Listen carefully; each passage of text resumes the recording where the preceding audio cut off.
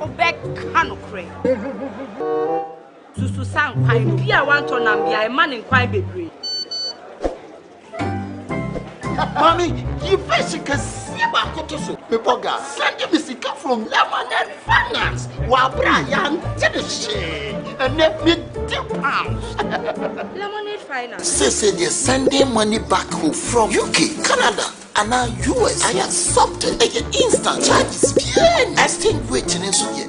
Unbeatable. We should make promo code Dr. Like £10, $10, and $10 Canadian for the first transaction. With this Sunday cigar download to Lemonade Finance. Welcome to the Ghana ICT Hub, a partnership between MTN Ghana and the Government of Ghana through the Ministry of Communications and Digitization. MTN pledged to support Ghana's digitization agenda in line with its ambition to lead the delivery of digital solutions for Africa's progress. In fulfillment of this pledge, MTN Ghana has committed $25 million toward the realization of the Ghana ICT Hub project. The objectives of the Ghana ICT Hub project is anchored on the following: to create an ICT-enabled environment for human capital and ICT skills development, to develop an ICT ecosystem through remote access delivery to facilitate job creation for national development, to provide a modern, state-of-the-art physical infrastructure to serve as a pillar for the digital Ghana agenda. The physical infrastructure, when completed, will provide 4,000 square meters of space with the following facilities: laboratories for technology training and research, innovation hub, co-working spaces for tech innovation startups, Tier 3 data center, conferencing facilities, offices and meeting rooms, commercial lettable spaces, gaming area, restaurant, ancillary facilities. The technology laboratories will be fitted with the next generation ICT equipment and applications to provide the youth of Ghana with practical training in Industry 4.0 technologies such as artificial intelligence, AI, machine learning, cloud computing, 3D printing, robotics, Internet of Things, IoT, advanced manufacturing techniques, cybersecurity, genetic engineering. The project also seeks to establish a complete ecosystem at the hub through remote access delivery to facilitate job creation for national development. The ecosystem shall comprise of MDAs, technology companies, startups, incubators, research agencies, leading universities globally, foundations worldwide, to create a community. 1. The ecosystem community shall bridge the divide between academia and industry and provide solutions to challenges in the key sectors of health, agriculture, and educational sectors of the economy. 2. It shall also run an innovation program providing mentoring and networking for the youth in tech startups. 3. The ecosystem community shall establish an innovation fund to support startups, research agencies, and other entities in the ecosystem. MTN Ghana and the Ministry of Communications and Digitization are championing the Ghana digital agenda for Ghana's development. Welcome to the digital age.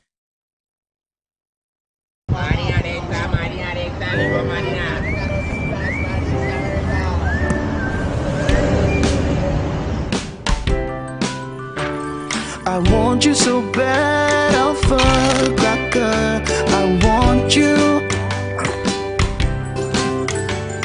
I wanna say yes, I can't resist. I want you.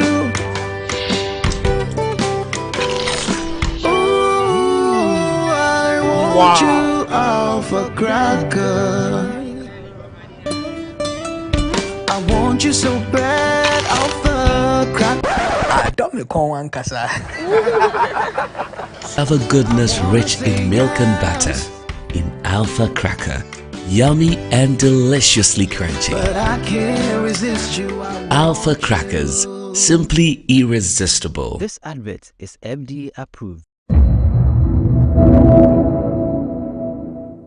Ejuma bia ye ejuma. E wo said the awankasa obesomu a obesomu no e na obehu say sika wo na sika ni. Juma na me ye minim dia menya wo. Che bia ne bokra na minim dia menya wo. Bi baba say oba ba de odi ni ko school a. Dachin obe ware akotena be ma bi fie. Nsenya de papa bia obe ya ma wo. Nti ni mama nyina wa fa ya ko school. Juma we de me kan kwala o ye juma banka on fa on to no. Metuma ka se me de kube be 1000 pieces be ba. Metuma nya profit be 2000 won.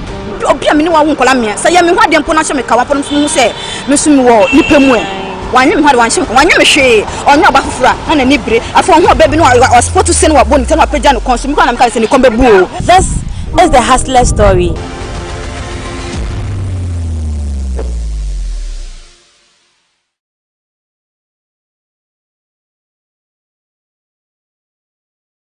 Go Ghana! Are you struggling to pay your huge rent advance?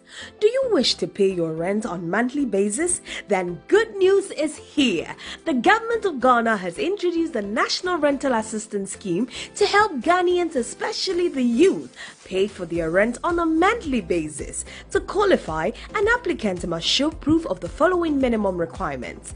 Be a Ghanaian, possess a valid Ghana card. You must be an adult of 18 years and above, have a verifiable employment or earned income.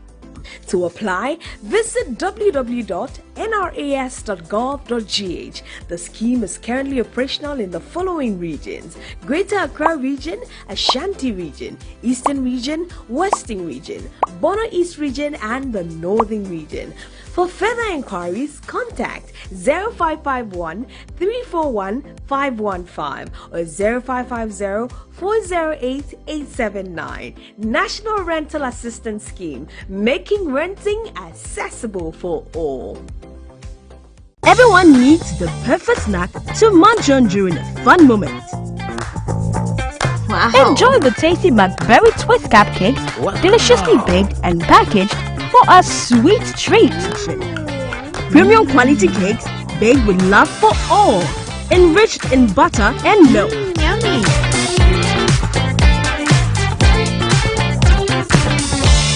Oh, McBerry Twist cupcakes, simply irresistible. Try one today. This advert is FDA approved.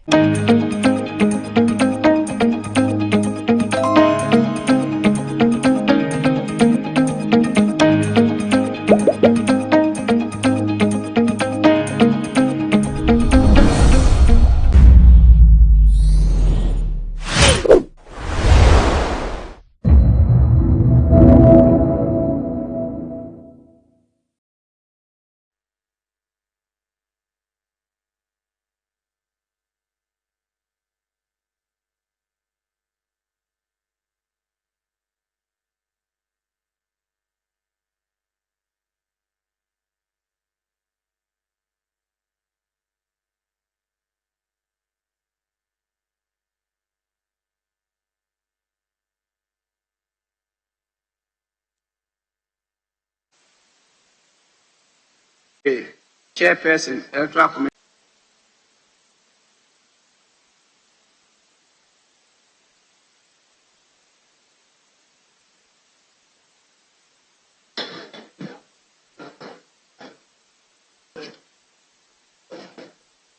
Honorable members, I have received from the Electoral Commission the writ of election on the Kumawu by-election held on Tuesday, 23rd May 2023. And I shall proceed to read the communication. It's dated 29th May 2023. It reads, Dear Sir, submission of writ of election for the Kumawu parliamentary by-election held on 23rd May 2023. I bring you warm greetings from the Electoral Commission and trust that this letter finds you well. Please find attached the writ of election for the Kumawu parliamentary by-election held on Tuesday, 23rd May 2023 in the Kumawu constituency. Thank you. Yours sincerely, Mrs. Jane Mensah, Chairperson.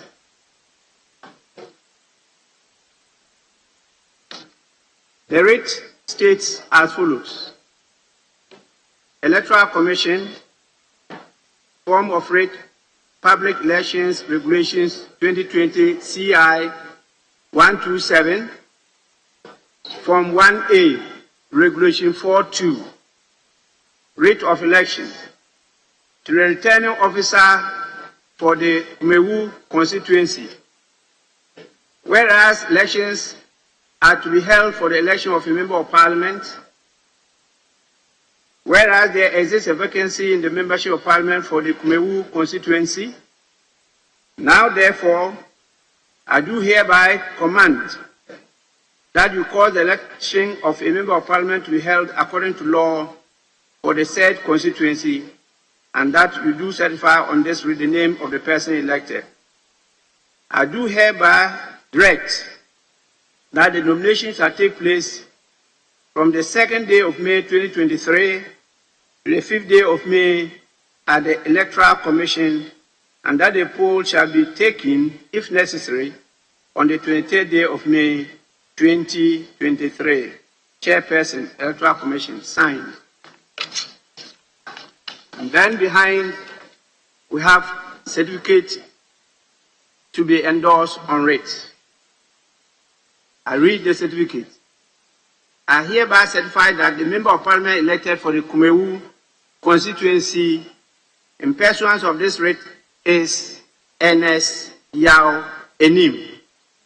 And the number of votes cast in respect of each of the candidates at the election is as follows. I'll read the names of the candidates and then the votes obtained. Number 1, Ernest Anim, 15,264. Number 2, Kwesi Amankwa, 3,723. Number 3, Kweku Dua, 2,478. Number 4, Kweku Dua again, 62.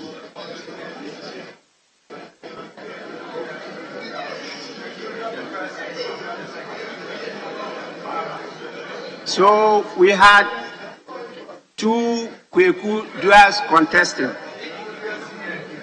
And this is dated 23rd May 2023. Signed, Returning Officer.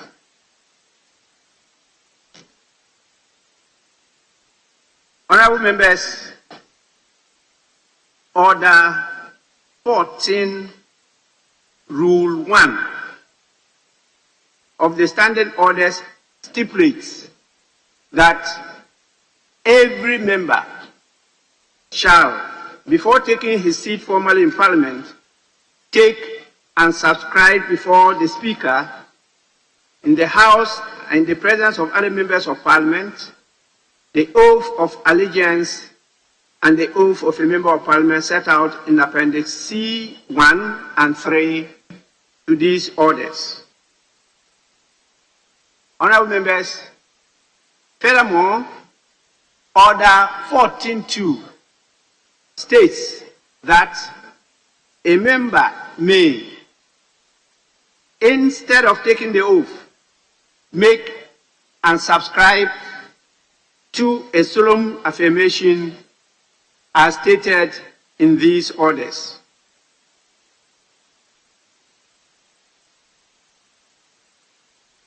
Honorable members, I shall invite the honorable member-elect for the Kumawu constituency to proceed to the Speaker's dais to be sworn into office.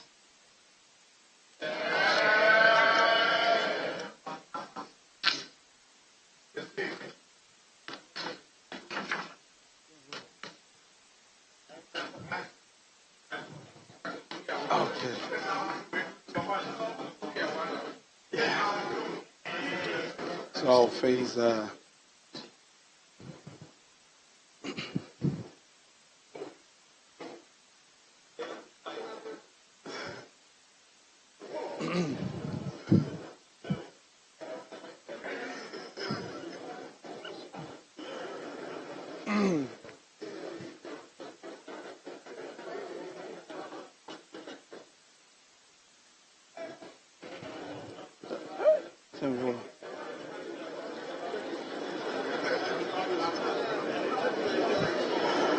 He's taking my shine.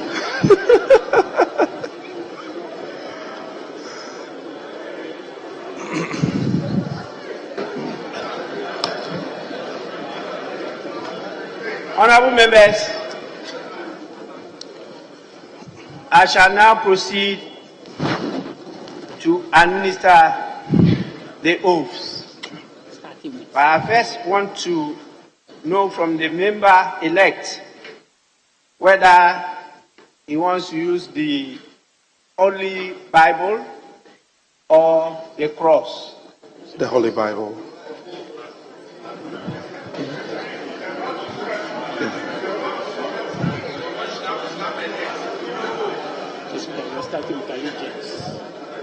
Honorable members, I'm going to start as stated by the standing order with the oath of allegiance. And as I read, you say and repeat what I say after me. I, Ernest Anim, do in the name of the Almighty God swear that I will bear true faith and allegiance to the Republic of Ghana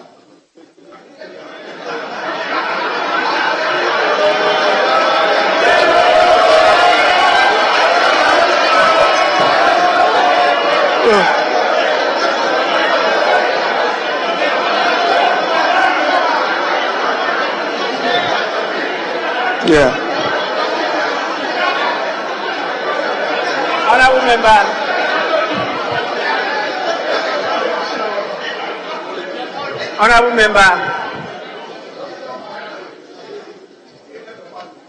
more haste, no speed. So we'll take it again because you have to repeat after me. Okay. I, Ernest Anim, do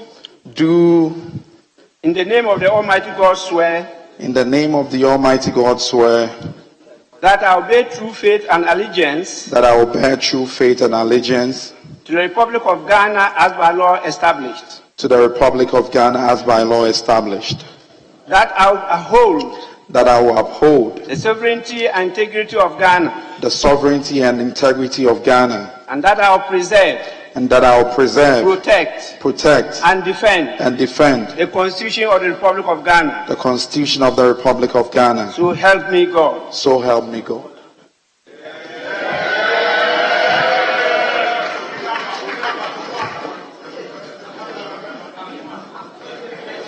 This is to the public gallery. No clapping in Parliament. Okay. We always say, yeah, not clapping.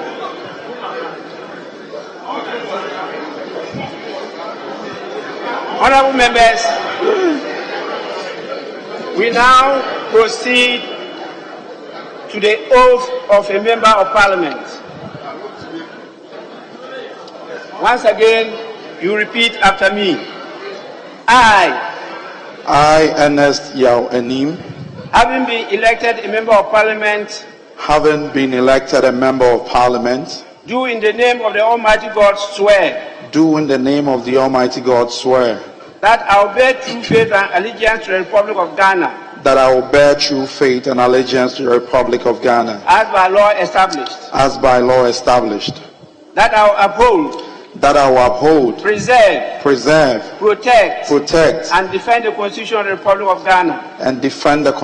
of the Republic of Ghana. And that I will faithfully and that I will faithfully and conscientiously discharge the duties of a member of parliament. Discharge the duties of a member of parliament. So help me God. So help me God.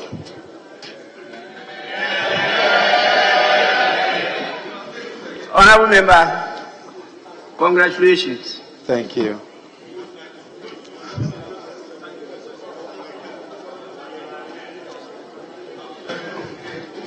You are now duly sworn in as a member of parliament for the Kumawu constituency. Thank you, Speaker.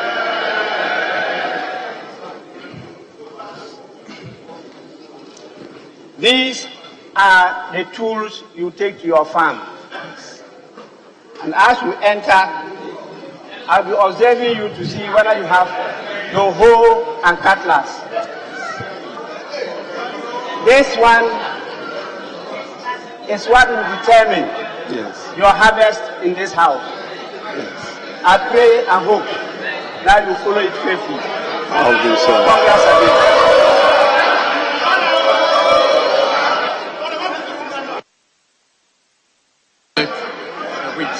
Honorable members, may the chief whips proceed to conduct the member to his seat. Chief Whip.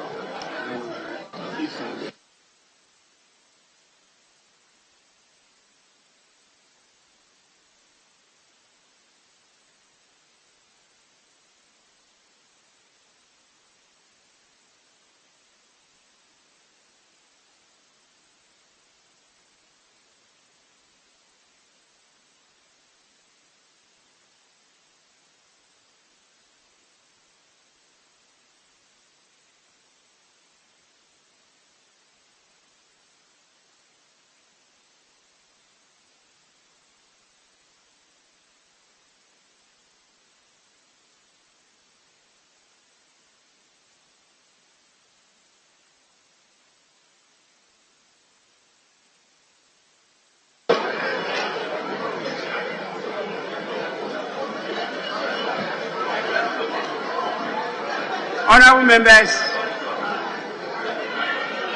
may I now invite the majority and the minority leaders to congratulate the honorable member on his election and to welcome him to this August House.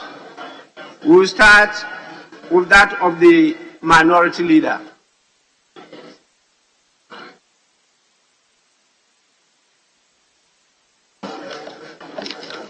Thank you, Mr. Speaker. Mr. Speaker, first, let me also use this opportunity to congratulate the new Member of Parliament for the good people of Kumawu to the Parliament of Ghana. Mr. Speaker, I say this because the former Member of Parliament, the Honorable Baswa, was indeed a good friend to most of us. The Honorable Baswa actually worked in such a way that he cut across the divide of the House and exhibited competence in his work. It is our hope that our new colleague, who has just joined us today, will learn from the good example of our colleague, departed colleague, the Honorable Baswa, who unfortunately passed on in the first meeting of this Parliament. Mr. Speaker, again, it is my hope that our colleague will quickly settle down as a Member of Parliament for the people of Kumawu, and then obviously perform the task that he has to perform according to the Constitution of the Republic of Ghana. To conclude, Mr. Speaker, I wish him well and congratulate him once again for winning the heavily contested by-election that was recently conducted. Thank you, Mr. Speaker. Yes, Majority Leader. Speaker, thank you for the opportunity to also add my voice to congratulate the Honorable Ernest Anim for the victory that he chalked at the Kumawu by-election. Mr. Speaker, I must congratulate him for the demeanor and the posture that he exhibited.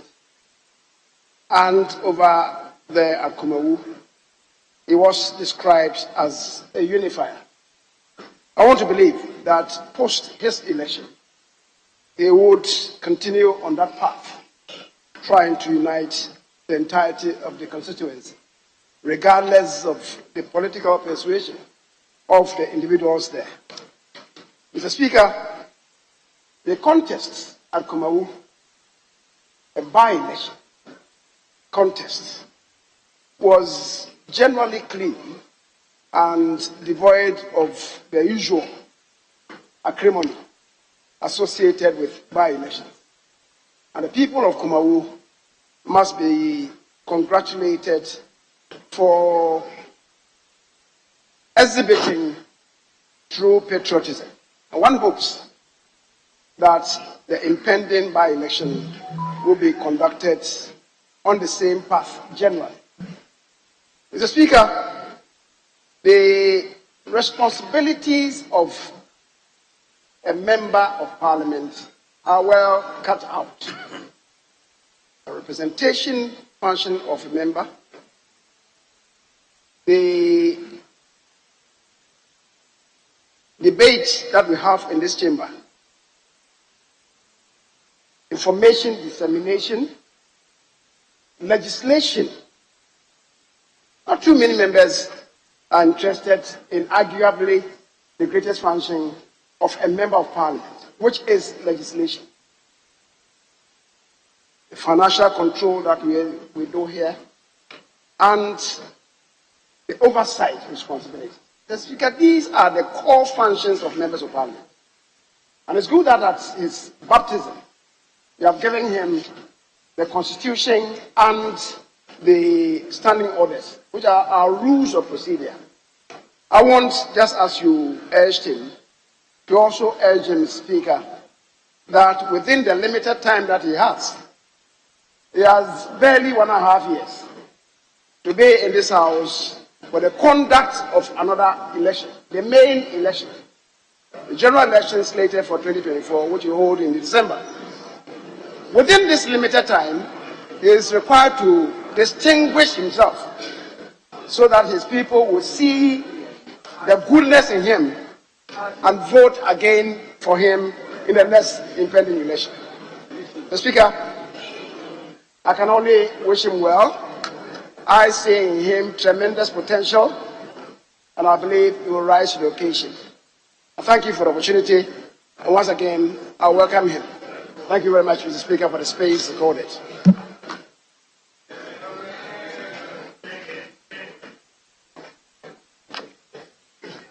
Well, Honorable Member, you are the newest, the freshest member in this House.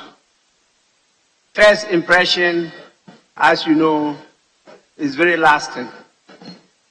So, I'm very observant. Wherever you want to hide yourself, I will see you. And that first impression is very important. And that is what will lead you through the next election. I wish you well, and may the good Lord continue to bless you. Honorable members, I have about 8 messages from His Excellency the President.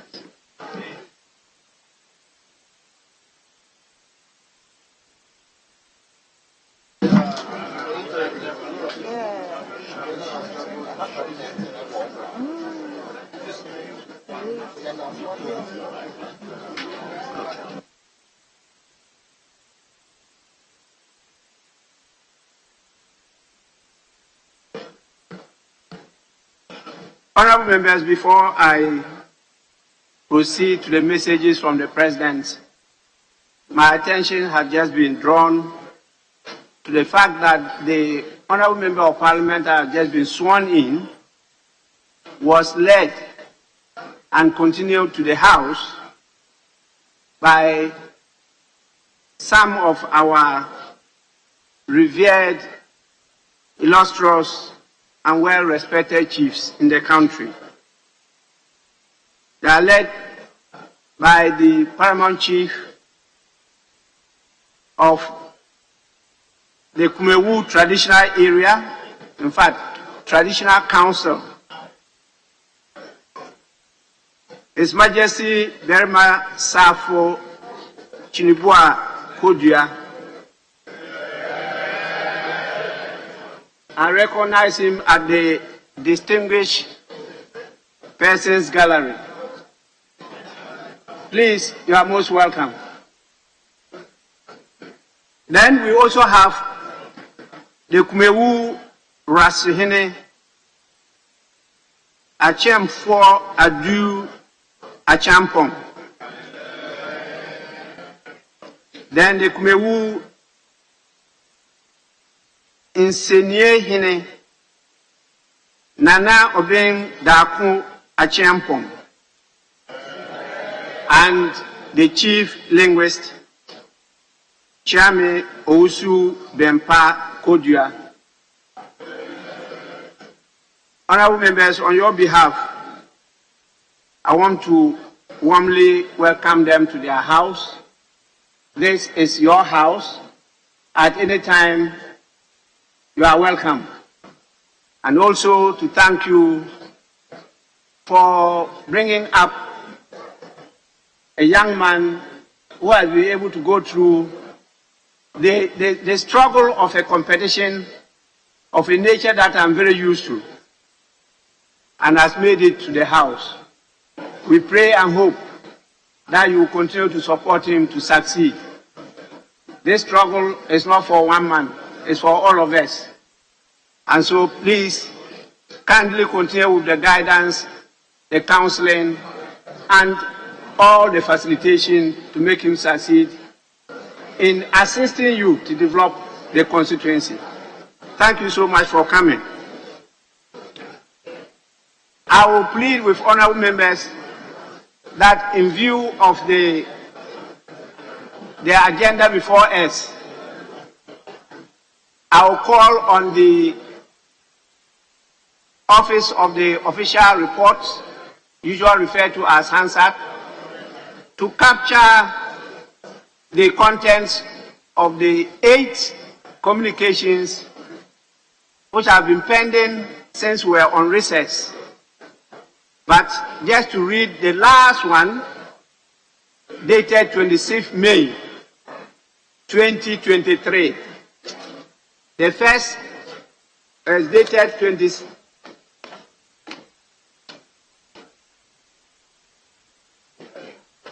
26th April 2023. We have one dated 2nd May 2023. The next is dated 3rd May 2023, followed by 10th May 2023, 12th May 2023, 17th May 2023, 20th May 2023, and I will now read the 26th May 2023. Mr. Speaker, absence from Ghana. In accordance with Article 59 of the Constitution, I write to inform you that I'll be traveling outside the country in the forenoon of Sunday, 28th May, to Abuja, Nigeria, at the invitation of the President of the Federal Republic of Nigeria, His Excellency Muhammadu Buhari, to attend the inauguration ceremony of the 16th President of the Federal Republic of Nigeria, Asiwaju Bola Ahmed Tinubu, scheduled to be held on Monday, 29th May 2023. I will return to Ghana on Monday, 29th May 2023. During my absence, The Vice President, Alhaji Dr. Mahmudu Bawumia, shall, in accordance with Article 68 of the Constitution, act in my stead. Yours sincerely and best wishes, Nana Addo Dankwa Akufo-Addo. Please, hands out office, kindly capture all the rest. Honorable members, I now proceed to invite leaders first. I think that should be the order. To welcome you before I give my formal welcome of all of you from the recess. We start with the minority leader for welcome remarks, then the majority leader before I deliver mine. Please, you may go on.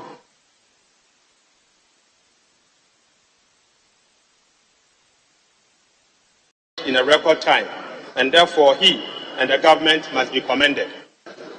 After grossly mismanaged the Ghanaian economy and subsequently running to the IMF support, they are arrogantly asking Ghanaians to pat them at the back for alleged early conclusion of IMF.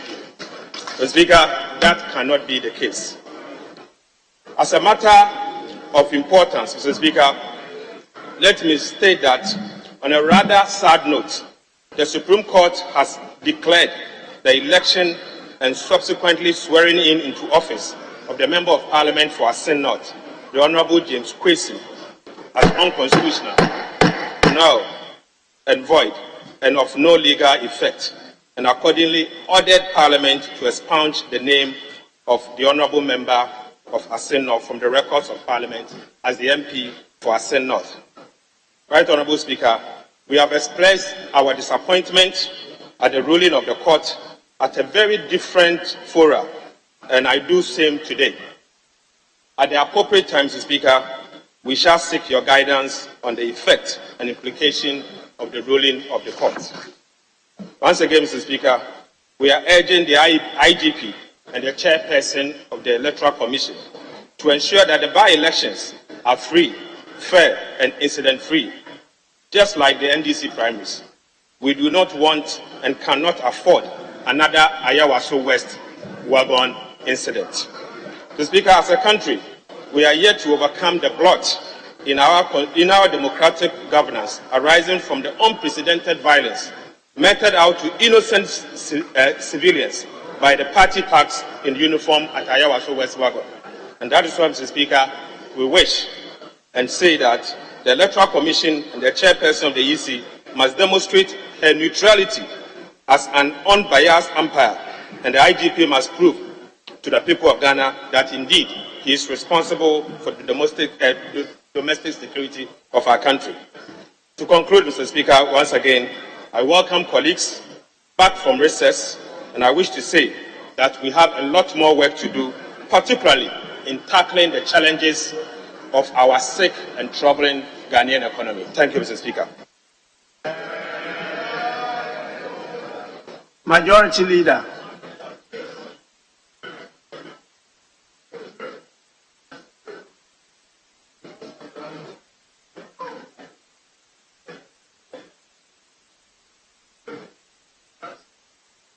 Speaker, let me, on the lines of what my colleague, the minority leader, has indicated, also add my voice to welcome members from the adjournment that we had following the emergency sitting, or is it a special meeting that ensued from the special recall that you, Right Honourable Speaker, caused of Parliament on May 2nd, 2023. The Speaker, I noticed that on the votes and proceedings today, we have, and I quote, minutes of the emergency sitting of Parliament on Tuesday, 2nd May 2023. unquote. The Speaker, I've oftentimes raised this matter. The meeting by Order 7 is defined as meaning, and I'm quoting, any sitting or sittings of Parliament commencing when Parliament first meets after being summoned at any time and ending when Parliament is adjourned sine die. You summon Parliament to meet on 2nd May, and at the end of it, you adjourned Parliament sine die. Can it be construed as a meeting? I believe so. And it qualifies to be described as a meeting. Oftentimes, we have the votes and proceedings recorded as sitting. I think we can come to some determination on that. The Speaker, in the course of the recess, the NDC had their parliamentary and presidential primaries. My sincere wish was that all of them, the members of Parliament, should have emerged triumphant, because I believe that building stronger parliaments, and indeed building a strong parliament in Ghana, is necessarily predicated on experience. That members who might have stayed for some time in the House and grown to attain some knowledge and experience. Unfortunately, 16 of our colleagues, we are told, lost. Quite unfortunately. There are some of them that we 17. Mr. Speaker, there are some of them that visibly we can attest to the fact that they are very experienced and mature people who add value to the deliberations of the House. That we have lost them is regrettable. And I have always insisted that the political parties, including in particular MPP and NDC, should have serious introspection over their constitutions.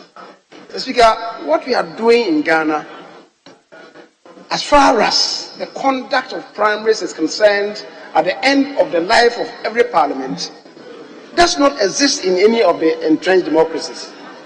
And by that practice, we're sowing the seeds of corruption. We must admit to that. So, Mr. Speaker, let me use this occasion to once again appeal to our political parties, the two strong parties, NDC, MPP. Please reflect on your various constitutions, your respective constitutions, because what is happening is not the best. Mr. Speaker, but I believe that we shall have time to discuss the state of the economy at this meeting, especially when we have the mid-year review. I'm surprised my colleague is jump-starting. He wants a debate now. And he says that this government has run to the IMF and is attributable to gross mismanagement. You also sprinted to the IMF. Was it on account of gross mismanagement of the economy? Mr. Speaker, I don't know where my colleague is coming from. And Mr. Speaker, at the time when they sprinted to the IMF, there was no COVID.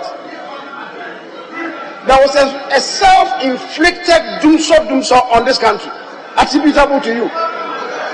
Mr. Speaker, you should be careful when you begin to sing dirges. As I told you the other day, the accounts have an adage which goes that Yaria a ball kokosechi, a man the tiho pie, say ball a boa addenda and go wuye. What happened at our time? If it had happened at your era, we would have collapsed the entire country. That's because so when it comes to the management of this economy, the facts and figures stand tall for the MPP. Don't go there. Mr. Speaker, we have had a by-election at Kumawu, and it was very peaceful, as I just recently alluded to. one hopes that the Asin North by-election will follow the same trajectory. But again, for my colleague to send us back and say that we should not allow what happened at Ayawaso West to happen again in the next by-election, to me, I think is not a statement that ought to have been made.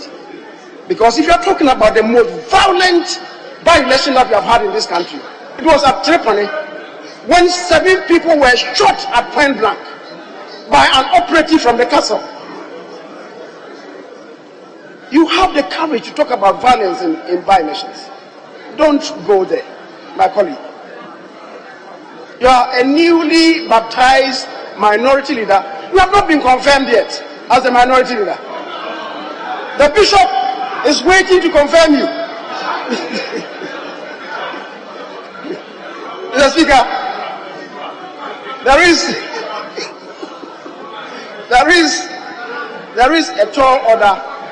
There is a tall order for us this time around. Mr. Speaker, unfortunately, we are going to have a very short meeting. Not more than 8 weeks that we are going to have here. Mr. Speaker, I have asked the ministers to do another prioritization of the program that they brought to us. Already we have about 69 bills. We cannot deal with all of them. 69 bills. We can't deal with all of them. So I'm asking them to do a prioritization of their business, their various businesses, and then we shall sift them to see which one we will be able to deal with. Mr. Speaker, we have come back, and I believe we are fresher, even though I see from the demeanor of some of my colleagues on the other side in particular that they've come back not in good shape as far as their finances are concerned. Let them work hard, and I believe that their stocks will be replenished. Mr. Speaker, we have lots and lots to do. Let me welcome us once again and hope that they will bring back new energies, new resolve for us to work together to achieve what we have set ourselves to do. Mr. Speaker, I thank you, and once again, I welcome members to the chamber. Thank you.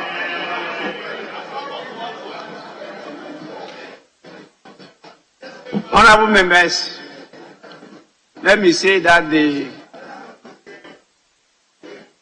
urgent recall of the House to the one-day sitting is a sitting. I'm sure the new revised standing orders will take note of the definition of meeting and sitting in the Constitution and go accordingly. Honorable members, I welcome you all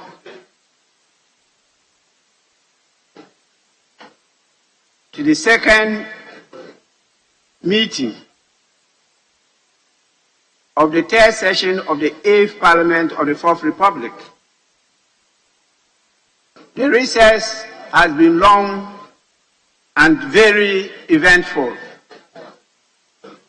I believe it offered you enough time and space to interact with your constituents. It also provided some of you, particularly the minority members, an opportunity to account to the sovereign people of Ghana resident in your constituencies for your stewardship as their elected and legitimate representatives in government. You further sought an extension of your mandate from your party delegates at the primaries. Let me, on behalf of Parliament, congratulate the members who were able to make through the constituency primaries. I've been in those shoes many times, and I know how difficult the primaries can be, particularly for members from constituencies considered strongholds of the party. To those who were not successful at securing an extension or renewal of the mandate from your constituents to represent them in the 2024 elections, I still congratulate you for the healthy competition you are, Honorable Cletus Avoka and others who have mastered the art of staging very impressive comebacks to lead and serve their constituents. We shall return. For now, it is very important that you remain honorable and patriotic selves and continue to commit yourself to the oath which you swore to your constituents and the good people of Ghana and live by it. You still have in excess of 1.5 years to serve as an MP. Do not allow the outcome of the primaries to detract you from your focus as a member of this honorable House. Honorable members, during the recess, I led a parliamentary delegation to pay a working visit to Westminster in London, where we had various meetings with members of the British Parliament from both the House of Commons and the House of Lords. The meetings were very fruitful and insightful. We shared many perspectives on various issues as well as some best practices. There was a lot of interest in Ghana by members of both houses. As a result, there were many other side meetings that were requested in addition to the main program for our visit. All the meetings turned out very well, and there are a number of things we learned that we put in place in this house. I was also privileged to deliver the keynote address at the opening ceremony of the 2023 First Ordinary Session of Benin's Parliament and the swearing-in of the Right Honorable Louis Behunu Vlavonu as Speaker of the Ninth Parliament of Benin. The delegation I led held private discussions with the Speaker, who was as passionate as we were, to further deepen the bond of friendship between the parliaments of the two countries. Those of you who are old enough will recall the football matches we used to play as Parliament of Ghana with the Parliament of Benin. We intend to at least create the opportunity for some of you to participate in those football matches. Additionally, I attended an urgent call of my friend, the Right Honorable Olufemi Hakim Bajabiamila, the Speaker of the House of Representatives of the Federal Republic of Nigeria, to assume the interim position of the Speaker of the Conference of Speakers and Heads of African Parliaments and the African Speakers Debt Cancellation Campaign Initiative. We discussed a number of issues, including how to sustain parliamentary democracy in Africa and make the incidence of frequent military takeover a thing of history. With your support, I believe I'll be able to provide the right guidance to add value and to advance further the objectives of COSAP, particularly to achieve debt cancellation for African countries during my tenure as the President. The Supreme Court, as you all recall, has delivered a ruling in the case involving our former colleague. Honorable members, the Supreme Court has ordered Parliament, I repeat, the Supreme Court has ordered Parliament to expunge the name of Honorable James Jachi Kwesi as Member of Parliament for the Asin North constituency, after declaring his election unconstitutional and consequently the swearing in of the member as unconstitutional, null and void, and of no effect. According to the court, the proceedings leading to his election were in violation of Article 94(2)(a) of the Constitution. It held that at the time Honorable Kwesi filed his nomination to contest for the seat, he had not renounced his Canadian citizenship and thus owed allegiance to a country other than Ghana. The court faulted the Electoral Commission for permitting him to contest the election. Parliament has therefore been ordered to expunge the name of James Jachi Kwesi as Member of Parliament for Asin North constituency.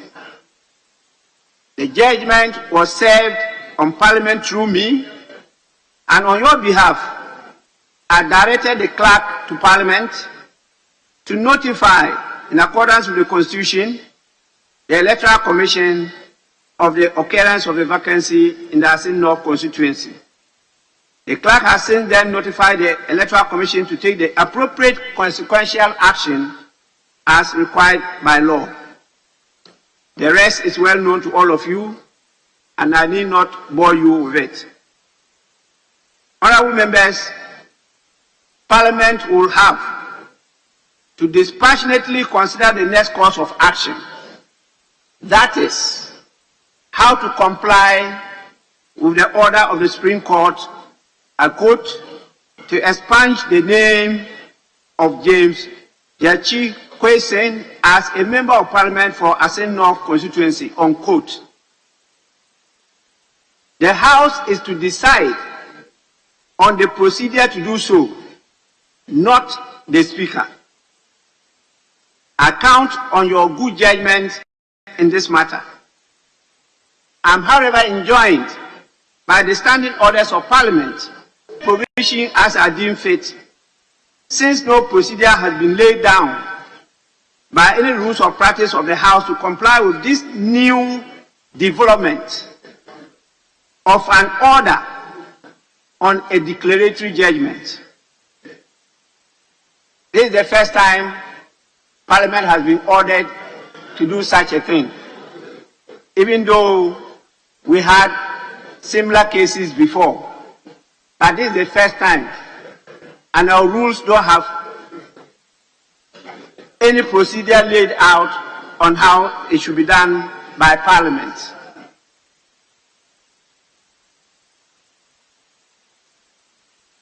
You have all been told about the outcome of the Kumawu by-election, and I don't need to go through it again. But honorable members, let me emphasize what the majority leader has stated. It's just a reminder that the second meeting promises to be an activity-packed one. Before we went on recess, I informed you of a number of activities planned for the 30th anniversary celebration of the 4th Republican Parliament, which will commence during this meeting. You all recall that I mentioned the planning committee is chaired by the honorable member for, is it Achim North or Achim South? Abuakwa South, sorry. Honorable Ata Achia. Where is he? He has suddenly disappeared.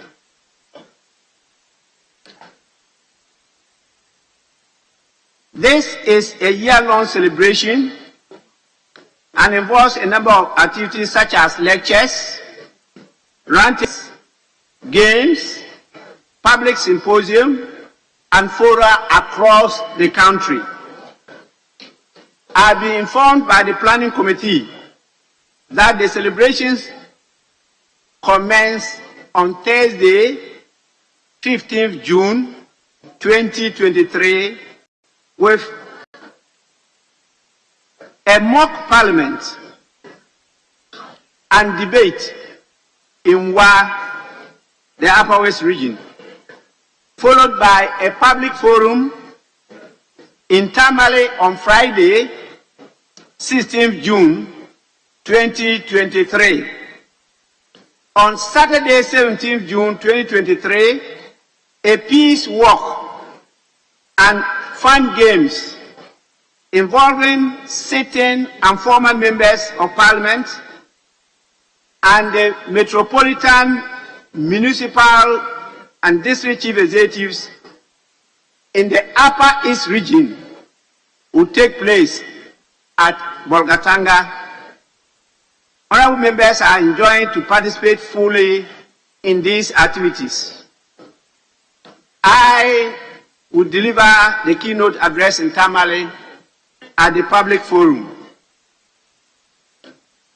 I accordingly direct that the clerk should share the details of the entire program with all members and staff. Please, your participation is key to the success of the celebration. Honorable members, we also have to plan, and we are in the course of doing that, to host the 66th Commonwealth Parliamentary Association Conference here in Ghana. The CPA conference is scheduled to take place from 30th September to 6th October 2023. Honorable members, I don't want to hear from any member later on that he is not aware of these programs.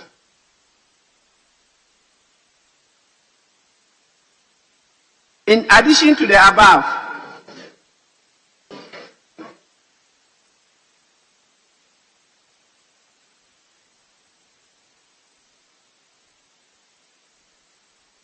it's better for me to emphasize for the attention of members that by the nature of these events, members are required to be actively involved.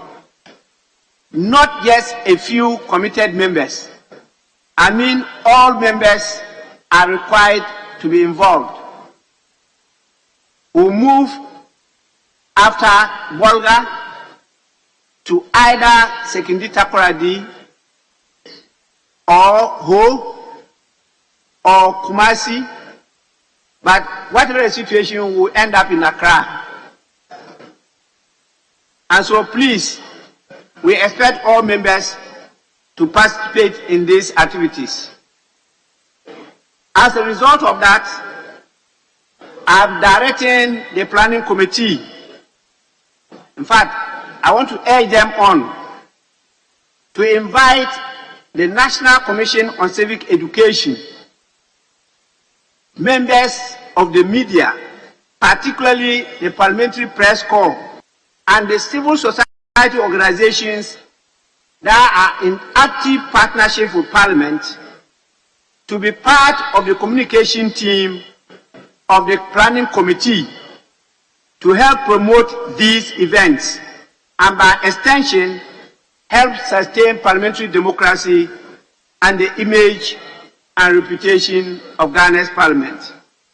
It is an opportunity for us to reach out to our people to explain the concept and practice of multi-party democracy, especially the option that Ghana has chosen for itself.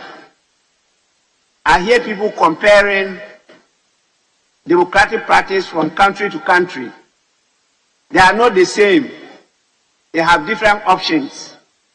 And therefore, the route to heaven is not just one. There are many routes. It's important that we use this opportunity to let people understand what we are doing in government and what type of system we are trying to practice in the country. In addition to the above, this meeting will consider 69 bills which are at various stages 5 of them are private members' bills. We have 56 instruments for presentation, 165 papers to be laid, 16 public motions. I think I have to mention the revised standing orders, which is of utmost importance, and we intend to either this week or next week bring it to the House for your action. Honorable members, let me conclude by warmly welcoming you again and pray that this time around we will improve on our conduct and behavior, not only on the floor of Parliament, but also outside the presence of Parliament. With this, you are welcome.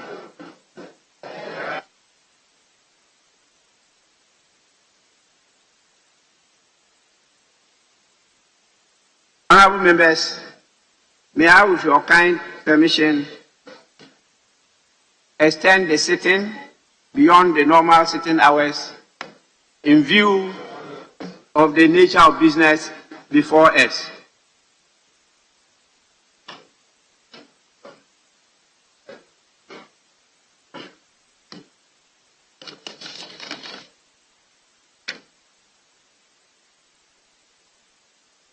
We will now take item 5.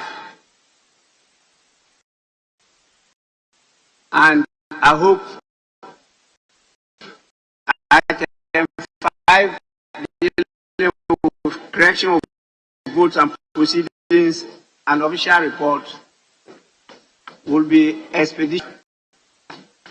So I start with the votes and proceedings, 2nd May 20, page 1.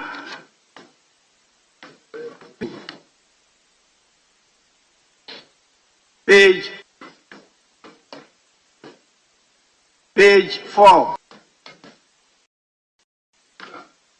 page 5, page 6, page 7,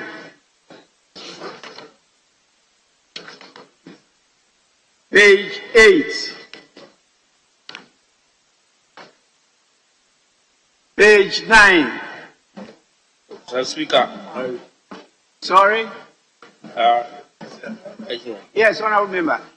Thank you, Mr. Speaker.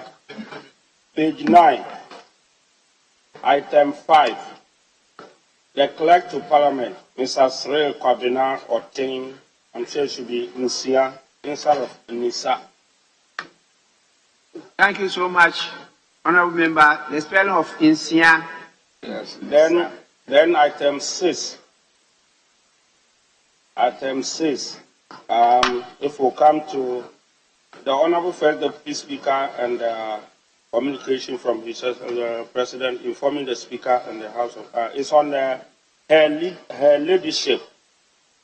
Justice Gertrude Araba Esa. The Esaba should be double A, that's Esaba, not Esaba. It's ESAABA and not ESABA. Thank you, Mr. Speaker. Honorable Member, thanks so much. Please, table office, take note of the spelling of the two names, Insia and Esaba. Page 10. Page 10. Yes, Honorable Member. Mr. Speaker, on same page 9, item 6, last but one line, His Lordship, Justice Kwasi Anim Yabua. The Anim Yabua should be hyphenated. Anim Yabua should be Anim Yabua. Anim is correct there, but it should be hyphenated.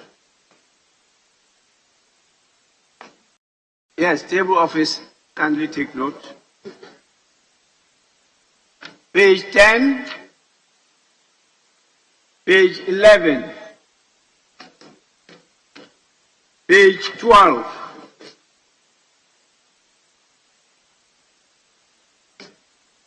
page 13,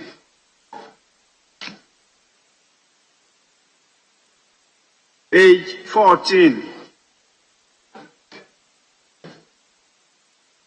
Yes, Honourable Member. Honourable Speaker, on page 13, the first paragraph, last line, Development Bank of Ghana should be Development Bank Ghana. There's no preposition. The off should be cancelled. Table office, delete off between bank and Ghana. And on page 14, the same observation is identified. The first paragraph, the last line, the off must be cancelled. Then, under this Honourable House hereby resolved as follows. The last line, the off should be cancelled. Thank you, Honourable Speaker. Table office, all consequential amendments should be carried out. Page 13, page 14, page 15, page 16, page 17, page 18, page 19, page 20, page 21, page 22, page 23, page 24, page 25, page 26, page 27, page 28, page 29, page 30, page 31, page 32, and finally, page 33.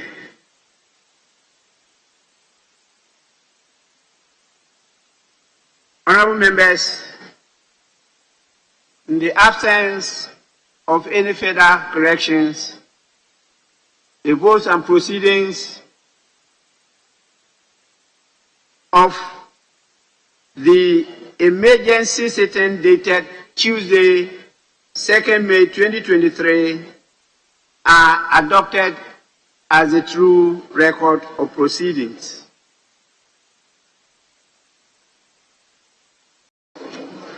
Speaker, you may admit statements we made in the House by honourable members in accordance with Order 72.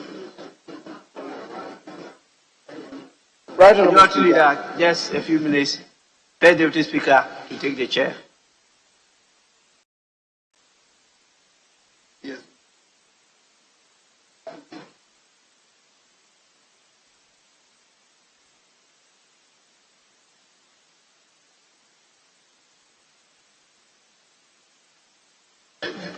Thank you, Mr. Speaker. Mr. Speaker, papers may be laid during the week, and reports from committees may also be presented to the House. Motions may be debated and their consequential resolutions, if any, taken during the week. Mr. Speaker, the Business Committee, on its own part, takes this opportunity to welcome all members back from the Easter recess, which the committee believes has afforded refreshment to honourable members and therefore position members for the assignment for the second meeting. Speaker, this meeting promises to be demanding, as I already stated in my opening remarks. because a number of bills and other important parliamentary business will be considered. The Speaker, bills that may be presented to Parliament number, as I said, over 69. Instruments that are being processed to be delivered to the House number about 56. There are 711 questions, 700 oral and 11 urgent questions that have been filed. The Speaker, this meeting also promises to be very demanding of members in view of the fact that the meeting may, in all probability, not travel beyond 8 weeks. Members having returned from their constituencies after their interactions with constituents would want the needs of constituents at question time, as the Business Committee is anticipating an increase in the number of questions that have already been filed.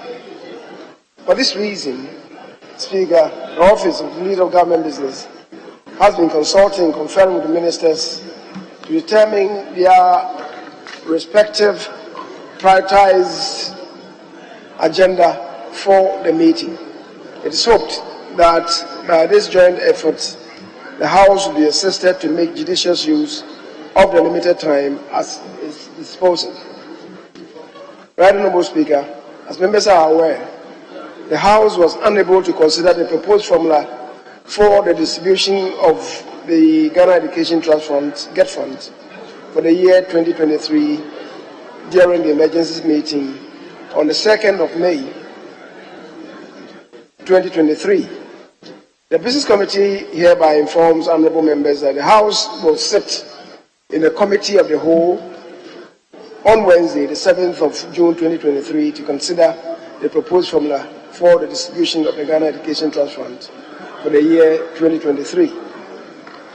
The Speaker, in view of the concerns being raised by the public regarding the just-ended SIM registration exercise, the Business Committee proposes that the Honourable Minister responsible for communications and digitalization be invited to attend to the House on Thursday, the 8th of June, to apprise honourable members of the SIM registration exercise which ended on Wednesday, the 31st of May 2023. Right Honourable Speaker, there are 10 public bills before committees as well as 5 private members' bills. In this regard, the committee urges the committees with these referrals to expedite work on same for the consideration of the House.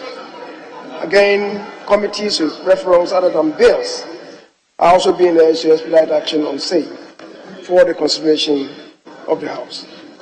In conclusion, Mr. Speaker, in accordance with Standing Order 160 Sub 2 and subject to Standing Order 53, the committee submits to this August House the order in which the business of the House shall be taken during the week. Mr. Speaker, the agenda as set forth on various days is before us, and I do not intend to go through the agenda as listed, except to urge the Hansard Department to capture the entirety of the agenda as having been read into the Hansard. Mr. Speaker, I submit.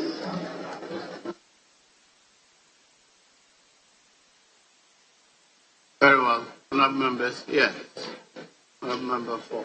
Welcome. I'm grateful, Mr. Speaker. Mr. Speaker, I commend the Majority Leader for the presentation of the business statement. Mr. Speaker, the first concern relates to questions.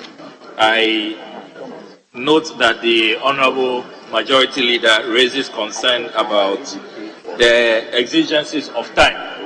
But, Mr. Speaker, there are some of the questions that are urgent in nature. And I would like to appeal to the Majority Leader, for that matter, the Business Committee, if you can consider the questions that are urgent questions, so that they can be put ahead of the pack, and then ministers can be duly arranged, Mr. Speaker, to appear before the House. Then, Mr. Speaker, item number 4, the proposed meeting on the Get Fund formula. We have an indication of the day, which is tomorrow, but you don't indicate. Is it right after adjournment, or is there a specific time, the time for that meeting, so that members can be well informed? Finally, Mr. Speaker, the briefing by the Honorable Minister for Communications and Digitalization, I want to commend the committee. That is a matter of public interest, which is really timely. However, there is another matter which I thought will also feature, which relates to the IMF program. I was expecting that would be the second matter that will be tabled, so that the finance minister will apprise the House, give us a thorough briefing of what has been agreed with the IMF. So I want to appeal to the majority leader, if they can create some space for the finance minister, just as they have done for the Minister for Communications, so that the finance minister can also come and brief the House. Mr. Speaker, I conclude with a correction at page 4, the last but one page, CODVET. It should be vocational education, not vocation. Item number 4K, the Council for Technical and Vocational Education and Training, not vocation, vocational. I thank you, Mr. Speaker.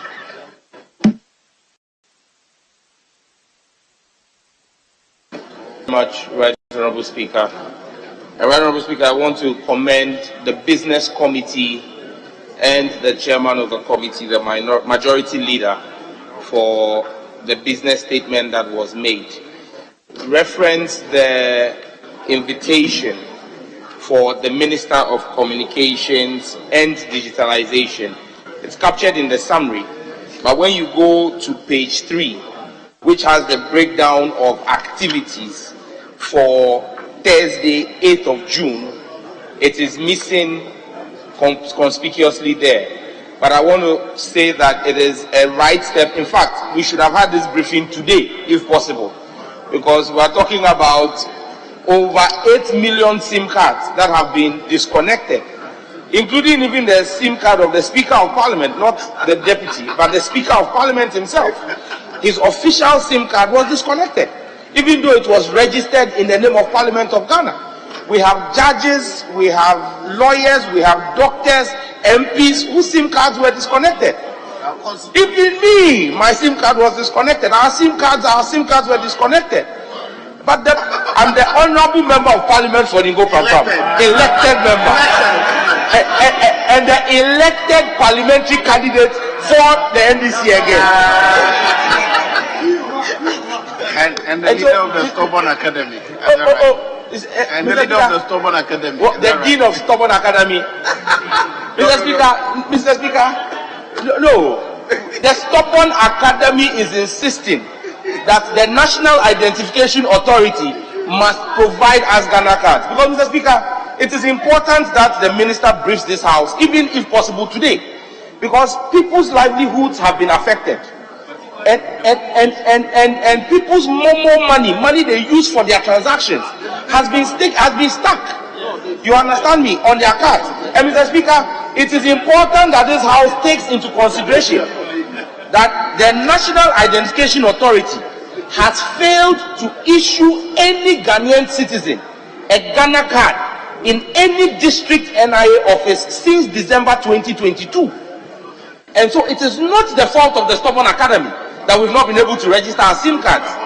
It is not the fault of any Ghanaian that they have not been able to register SIM cards, and that the NIA must also appear here alongside the minister for us to resolve the matter. I thank you very much, Mr. Speaker.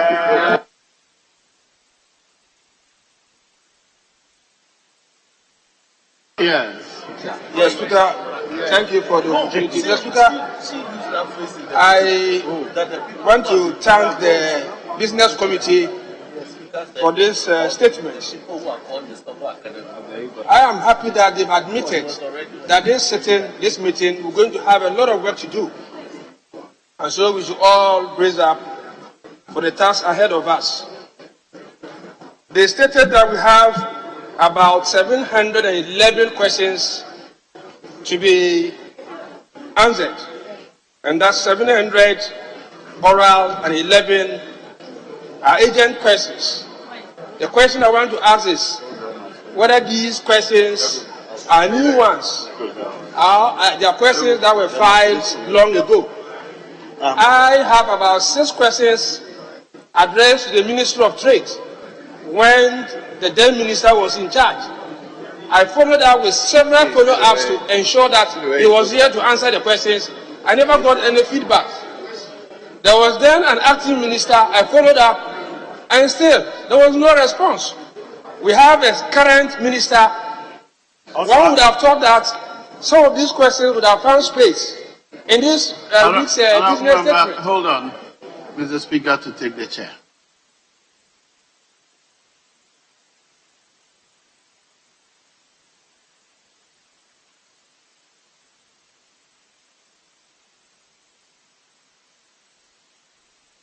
Yes, Speaker, thank you. Yes, Speaker, I'm just making an appeal that given the volume of words we have in this particular meeting, one would have thought that some questions will be part of this week's activities. And so, for instance, the Minister of Trade is here. I have a lot of questions addressed to him. If you can confine with him so that some of those questions will be answered in this particular week. Thank you, Mr. Speaker.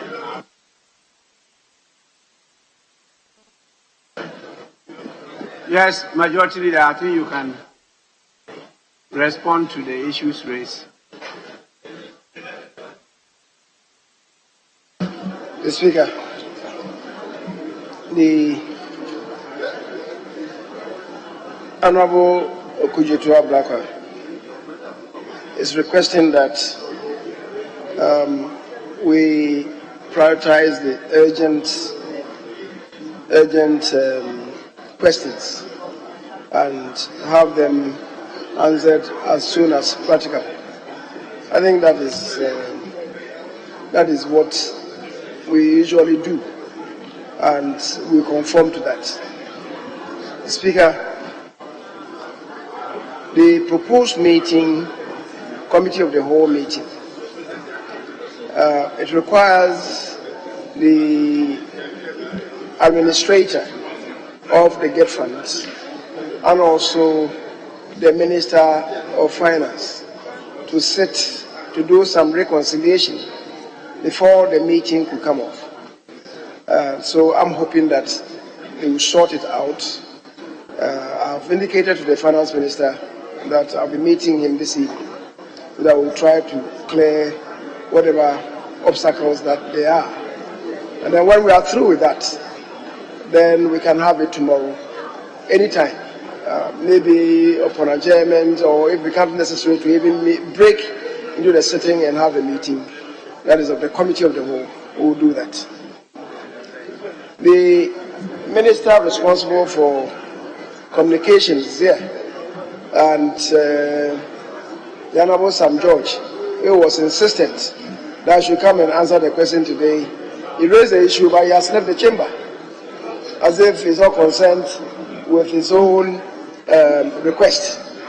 And the Speaker, the Business Committee met this morning, and we have to have some engagement with the Minister responsible for communications and digitization, in order that he will come to respond to this. You cannot just drag her to the chamber and tell her that come and brief us, because there may be some technical issues that he may have to bounce it off her technical officers before coming, which is why we decided to program her for Thursday. We've had some discussions with her, and Thursday is agreeable to some speaker on Thursday. The minister will be here with us.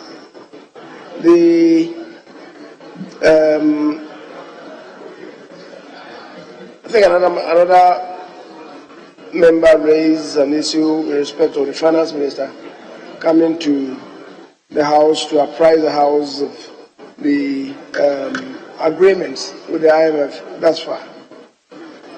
It's legitimate, but the minister is programmed to, I think, respond to some questions relating to same subject matter. So we'll see if there's still space to accommodate that. We'll see what to do. In any event, Mr. Speaker, I believe that the mid-year review will strongly be flavored by the IMF program and the deliberations that went on into that. The Speaker,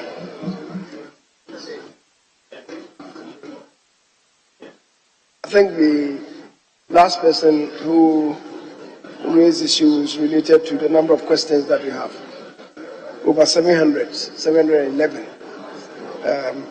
By necessary implication, when I say that those of them that are on board now may increase the number, so it's just to you that these are a sack full of questions that are outstanding, which you have brought to this meeting. So, Mr. Speaker, we have to touch base with the various ministers and ministries to ensure that the questions are not unnecessarily delayed. What it means with these questions, the number of questions that we have, what it means is that on daily basis, ministers appearing may have to respond to so many questions. And that then will mean that in order not to unnecessarily impact negatively on public business, we may have to maybe curtail the time of asking questions. The Speaker, not the time of asking questions as in slashing the 1 hour assigned time. I'm talking about supplementary questions. Perhaps, in particular, in respect of constituency-specific questions, we may have to limit the questions to members who will just ask those questions and we'll move on so that the many outstanding questions could be responded to adequately. Mr. Speaker, thank you. Honorable members, after the response given by the majority leader, take it that the business statement as presented is adopted. I am guided by leadership that we're not taking statements today. We will therefore proceed to public business. At the commencement of public business, item 8, presentation of papers. The following papers to be presented. 8A by the majority leader, Roman 1.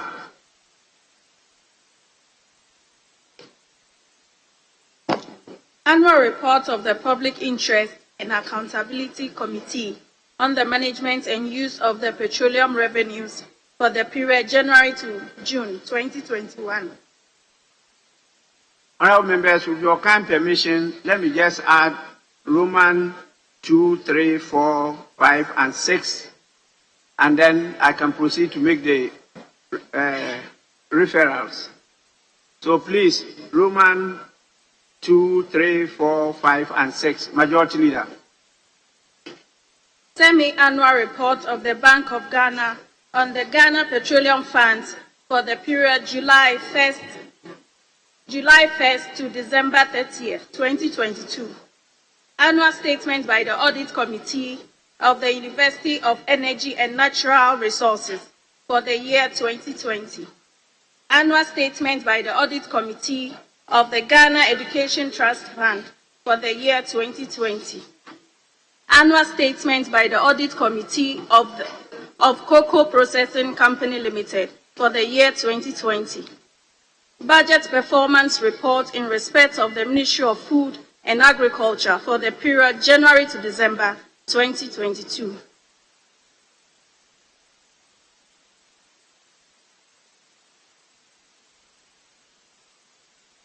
Honorable members, Roman 8, A1, 2, 3, 4, and 5 are referred to the Public Accounts Committee.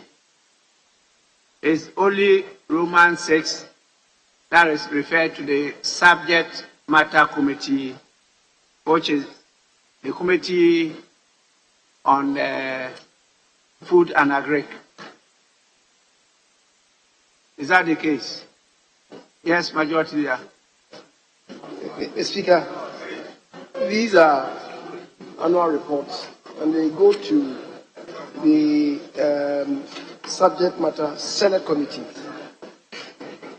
So one will go to energy,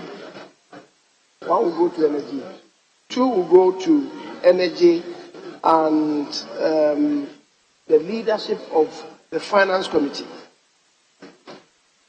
3 goes to education, 4 to education,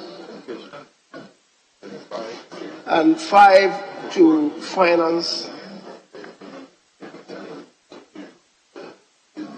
Finance and I say agric. The figure is 5 is for agric and 6 again for agric.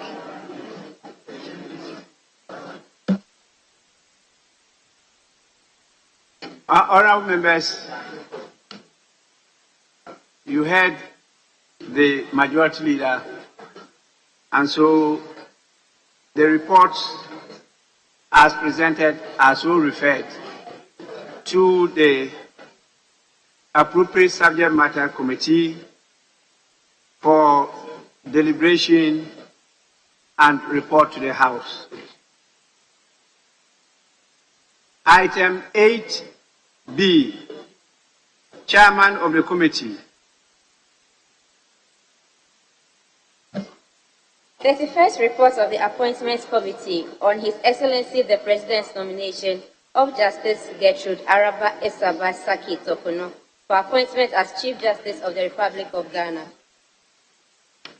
Honorable members, the report is laid accordingly and is for distribution to all members of Parliament.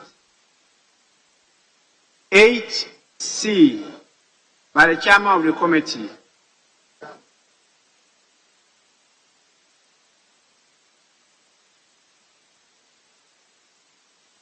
Chairman of the Committee on, I think, roads. Yes, Majority Leader. Finance. Speaker, this is to Finance Committee. And the Vice Chairman is here. The Vice Chairman is here.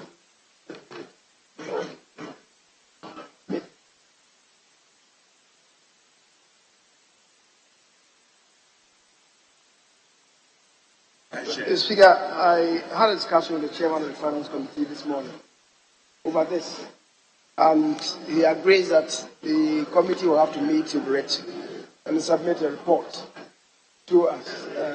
We told them, they advised the House that that environment could be done, but even if it has to be done, the Finance Committee should buy an information paper, inform this House of their agreement that this is what we have advised should be done, so that it becomes part of the record of this House.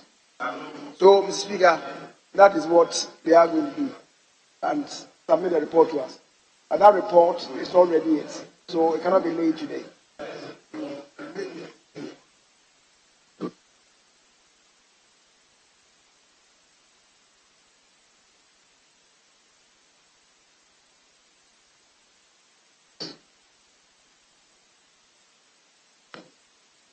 So, honorable members, item 8C will therefore not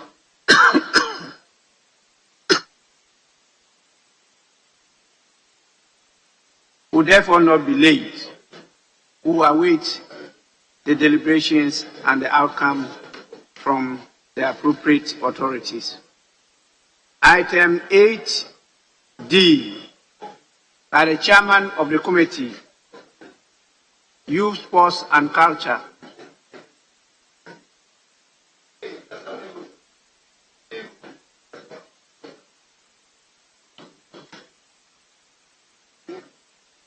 Honorable members, means that is not ready, so we move on. Item 9, presentation of papers, Ghana Accreditation Service Bill 2023, Minister for Trade and Industry. An act to establish the Ghana Accreditation Service to provide for an efficient and effective accreditation system for the accreditation of conformity assessment bodies, to monitor conformity assessment activities, and to provide for related matters. Honorable members, the bill is referred to the Committee on Trade and Industry with the support of the leadership of the Committee on Constitutional, Legal and Parliamentary Affairs for consideration and report to the House. Yes, please. Thank you, Mr. Speaker. Speaker, there's a matter that I need to bring to your attention about this. There's some agency about it, so we will be asking that you kindly entreat our colleagues to determine the agency of it and to report accordingly. Now tell Mr. Speaker what the agency is about. Apparently, the World Bank under a certain program is giving the ministry an amount of over 5 million, Mr. Speaker, to be able to establish and implement the processes about this particular bill.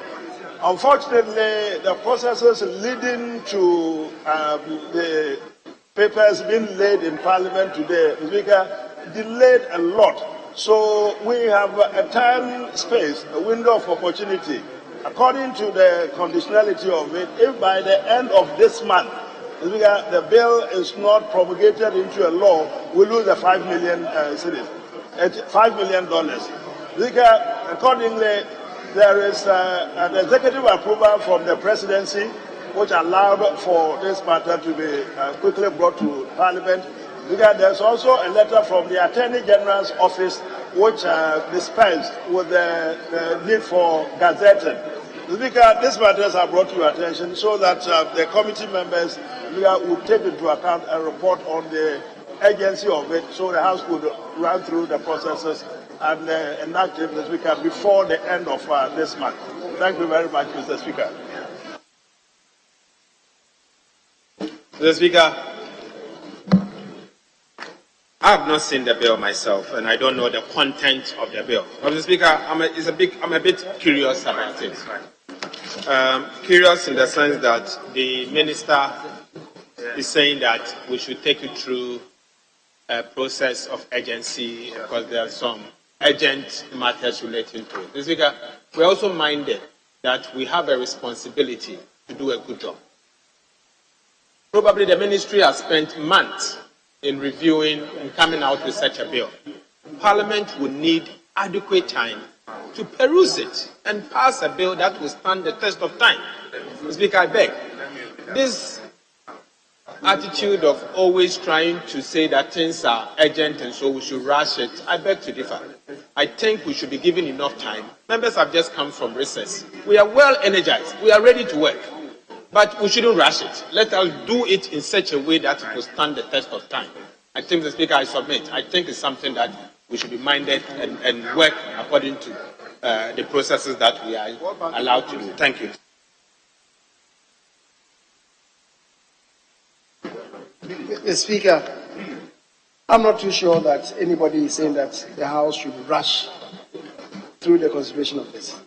See, what this means, he is telling us that because it's delayed, so much.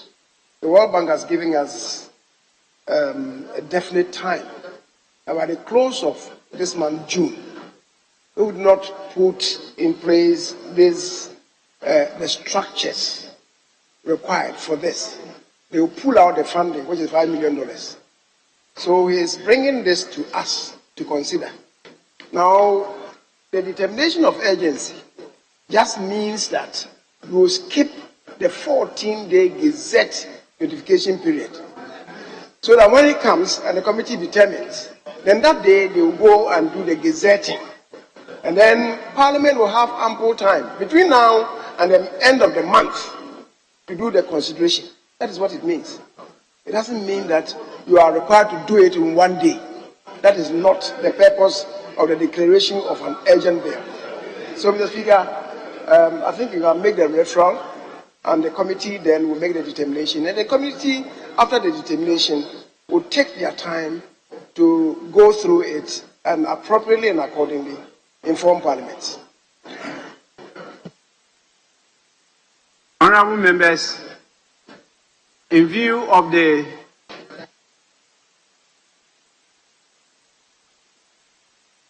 Thank you, leader. Thank you. Give it.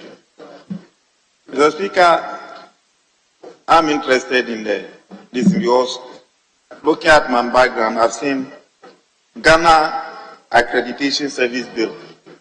But this country, when we talk of accreditation, our minds are always tuned to matters of education and National Accreditation Board.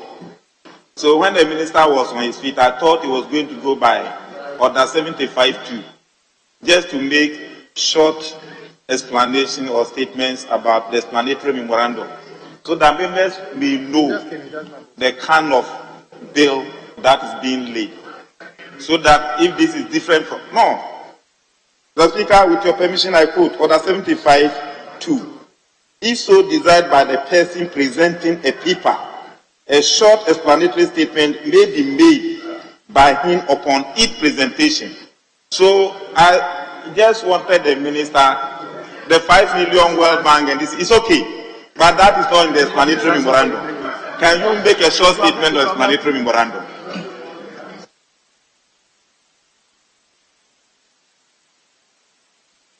Mr. Speaker, with the greatest respect, let my colleague read what is contained in the rules of procedure.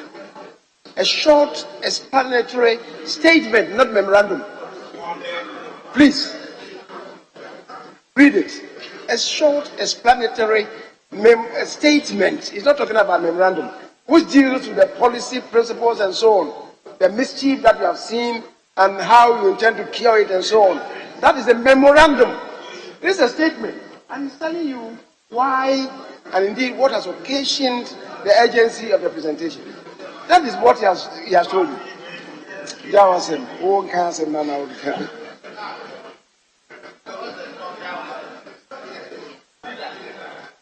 Honourable members, in view of the submissions by the Minister for Trade and Industry, the Minority Leader, and the Majority Leader, I withdraw the initial referral to the Committee on Trade and Industry and the leadership of the Committee on Constitutional, Legal and Parliamentary Affairs, and now refer it to the Committee on Trade and Industry to determine the urgency or otherwise of the bill and report to the House within 2 days.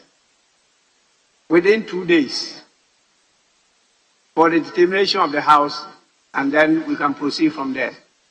It's so referred.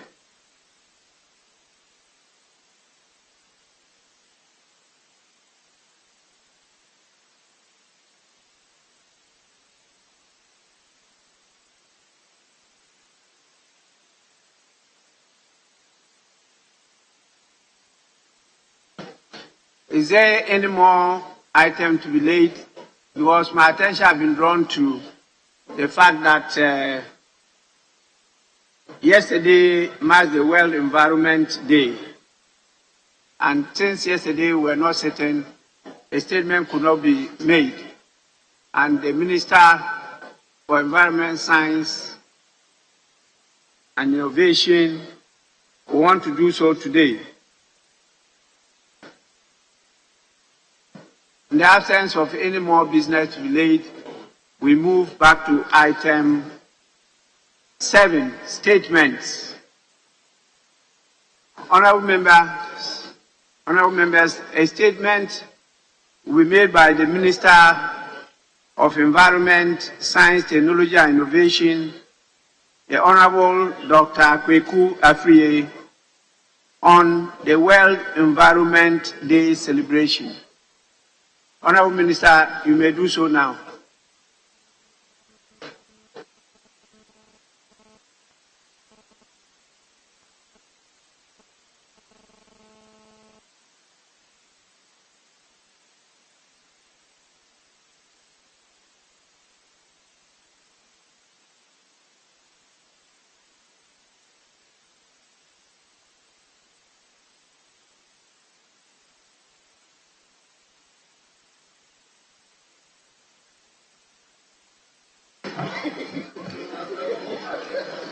Thank you very much for the opportunity, Mr. Speaker.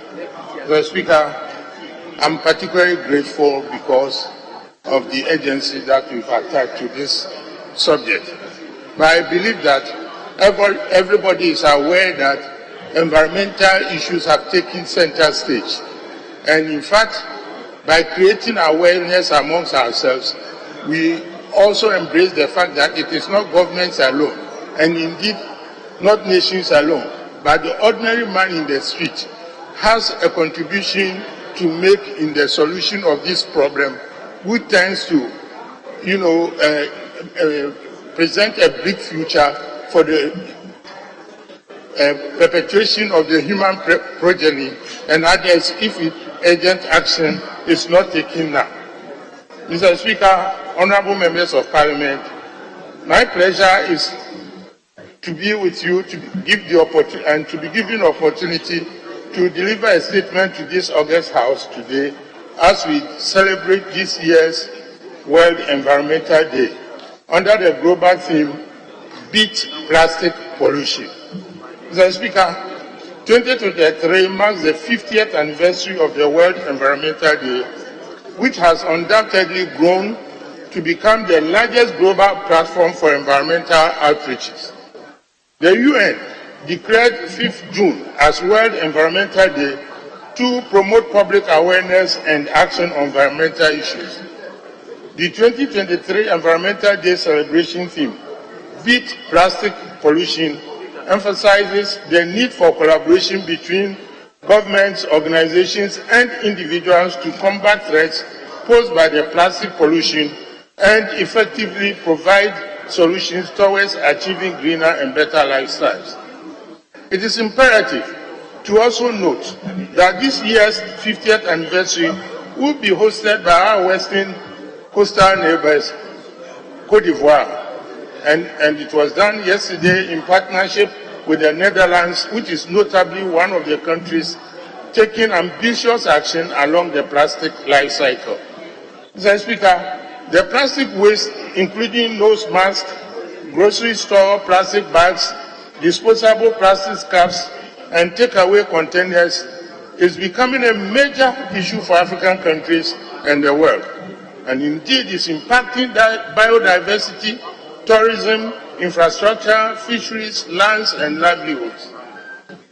According to a study by the UN Environment Programme, UNEP, the world annually accrues an amount of 100 million metric tons of plastic waste, with 10 million metric tons habitually ended up in the oceans. Globally, the total volume of plastics ever produced is some 8.3 billion metric tons, of which 6.3 billion metric tons is now trash, and 80% of this waste are in landfills and the natural environment. Mr. Speaker, Ghana generates some 30,000 tons of municipal waste every day, with only 14% collected, 38% dumped in open spaces, 9% dumped indiscriminately, and 11% burnt. Plastics entered our country in significant volumes in the late 1990s, providing convenience and reducing agricultural waste. Mr. Speaker, research indicates that by 2050, under a business as usual scenario, more plastics will be in the ocean than fish. And indeed, I dare say that perhaps it's even occurring more in Ghana than elsewhere, because I've had the opportunity to hobnob with fishermen when I was Minister for the West region. Accra residents live in low-income communities with inadequate waste management infrastructures and services. Residents often dump their waste into open spaces or drainage, which end up choking the drainages, contributing to perennial floodings in the country, especially during the rainy season.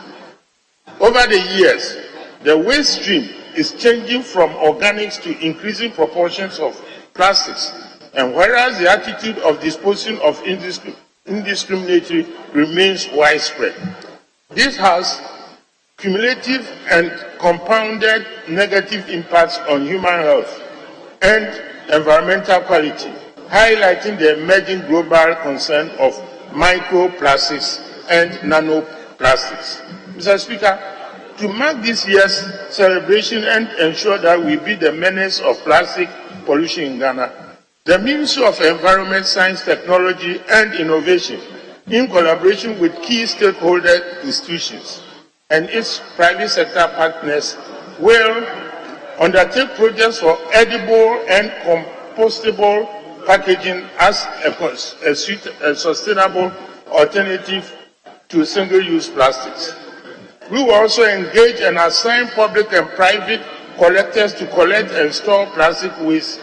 And indeed, a novel thing, we are emulating the idea of implementing a grid system of monitoring the collection and storing of the plastics, particularly those below the 20 microns, which we have often referred to as orphan plastics, because the current system where we used to collect plastics is rewarding of the weight that you put on a scale, so that those plastics which are very thin are never collected and indeed left in the environment.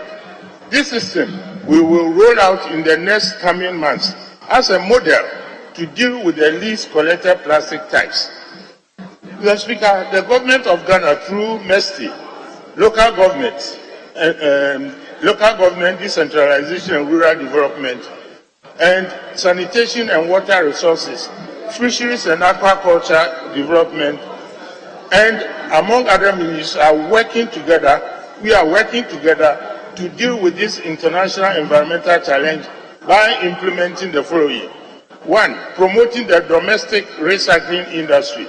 2, providing the appropriate policy, legislation, and regulatory framework that protect both the environment and industry. And then 3, creating the enabling conditions to facilitate access to sustainable financial resources needed to set up the structures and facilities for an effective rollout of the National Plastic Policies Implementation Plan. Mr. Speaker, undoubtedly, the strongest governments on earth cannot clean up the menace of plastic pollution by themselves. They must rely on each ordinary person, including you and me, to achieve extraordinary results. Just like the emission system, everybody has got its own footprint. So the plastic menace, whether you like it or not, you cannot do it alone. We have to have all hands on deck approach to solve this problem. It is my hope that we will continue to work together to find lasting solutions to phase out the menace of plastic pollution and bring to fruition His Excellency the President's vision of making Accra the cleanest city in Africa and the world. I wish to end my statement with a passionate appeal that we unite as Ghanaians in playing effective roles in managing plastic waste to protect our environment. Let's therefore use this day as a catalyst for social change to collectively beat plastic pollution in Ghana reject single-use or orphan plastics, and chart a path to a cleaner, healthier, and sustainable environment for both ourselves and posterity. I thank you very much, Mr. Speaker, and members of Parliament for their forbearance. Thank you. Yes, Ranking Member. Thank you, Mr. Speaker. Thank you, Mr. Speaker, for the opportunity to comment on the statement made by the Minister for Environment, Science, Technology and Innovation. Mr. Speaker, listening to the Minister reminds me of a comment I made here on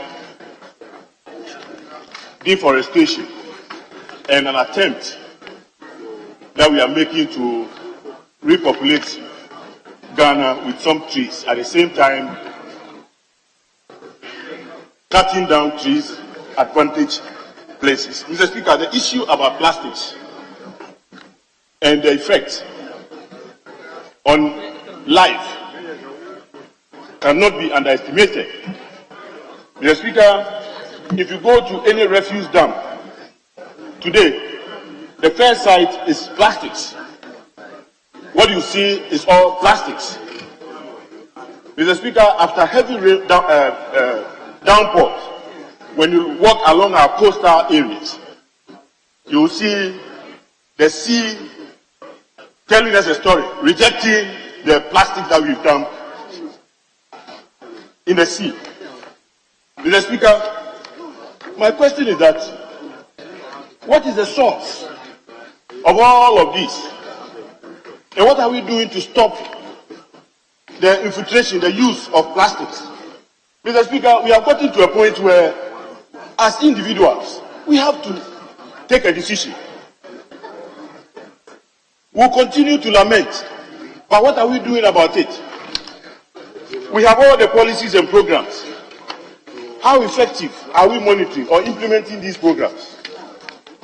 Mr. Speaker, another phenomenon that is also emerged or that has emerged today is that growing up, I know kenke is packaged with leaves.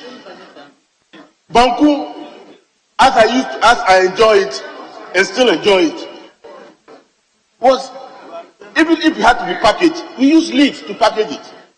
But today, what do we see? After they have packaged kenke with plantain leaves, they add on plastics. Mr. Speaker, anything that is even packaged with paper ends up in plastics.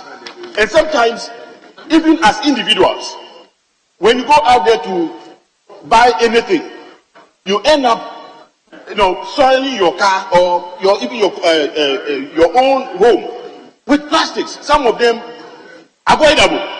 Mr. Speaker, it is about time we take individual decisions. Personally, Mr. Speaker, I have decided that anywhere I purchase anything and attempt is made to package it with plastic, I refuse it. I refuse it. Yesterday, I was at Marina Mall to buy some medication.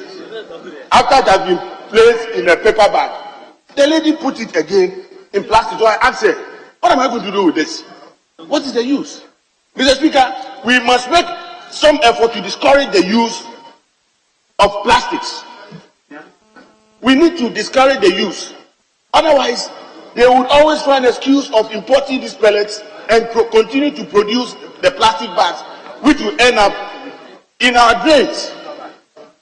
And when they choke the drains, we spend a lot of our hard-earned money to the silt. And Mr. Speaker, interestingly, in Ghana, when we say the silt, we remove them and put it by the side of the gutter, and at the end of the day, when it rains, it goes back. So we need to find a way of preventing or reducing the use of this and encourage the use of materials that are biodegradable. Where are our paper bags? Where are the paper bags that we used to Yes, Mr. Speaker, plastics have found their way into every part. I mean, every facet of our life. You buy kenke, it is plastics. You buy wache, now the flavor that we used to get from the leaves, it's gone. Banku, the same thing. Kenke, the same. And I think that we can do without this, you know, I don't know, I mean, the science behind the use of the plastics, you know, to cover the dough before you put, what do you call it, the leaves on it. I don't know. I've been thinking about it. And I don't think it's the best way to even preserve, you know, the kenke or banku. And I think that some of these things are being done out of ignorance. And we need to reach out to our people and take individual, you know, decision to help in reducing the use of plastics. And I believe that is the way to go. Otherwise, we'll continue to lament. We'll talk about it. We'll talk about the programs. And indeed, very laudable, very nice programs on the paper. But are we carrying the people along? Each one of us at least must make a pledge or take a decision that at least if I used to carry 3 polythene bags a day, let me reduce it to 1, then try and stop like I have decided. If I come to buy your tomatoes and you don't have paper for me, I'll leave. I'll go and buy it for somebody who will put it in leaves that are biodegradable or who will give me a paper carrier bag. And I believe that when we do that, it will lead to a reduction in the importation, it will lead to the reduction in the production, and therefore reduce its effects on our environment. With this, Mr. Speaker, I thank you for the opportunity to contribute to this statement. Thank you very much.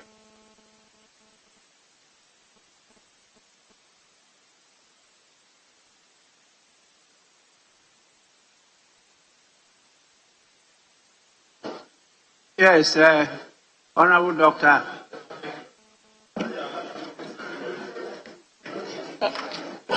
Thank you, Mr. Speaker, for the opportunity. And thanks to the maker of the statement. Mr. Honorable Speaker, I'm asking this question. Where is that plastic policy document that was started about 4 or 5 years ago? And I heard that it was in Parliament. It was in Cabinet. Where is that document now? Because the menace of the plastics is too much. Research is coming out with a lot of new findings, and that is plastics is causing infertility, both among men and women. It's causing diabetes now. Plastics is causing cancer. The chemicals that come out when we burn is causing a lot of respiratory problems for people. And even the thyroid gland is beginning to suffer from the plastics. In agriculture, the animals, when they swallow the plastics, they die. The goats, the sheep. I mean, if you see that your dog or something else have died suddenly, it could be that it has swallowed some plastic. We might not do post-mortem for them, but that is the situation. When the soil itself is destroyed by plastics, and so we should be asking ourselves as a nation, what are we going to do? This policy, are we also going to go like other nations where we only talk about it, but in the long run, we don't do anything, we sit down and then every year, I don't know whether the plastic lobby or those who produce plastics, they are always able to lobby their way through, and we don't get our laws and other things banning the importation of these plastics into the country. If you take some other countries, they've already banned the importation of plastics, especially the single-use plastics. They've already banned them, and they are thinking of banning everything. Those biodegradable and non-degradable plastics have all been banned, and that is the only way we can go.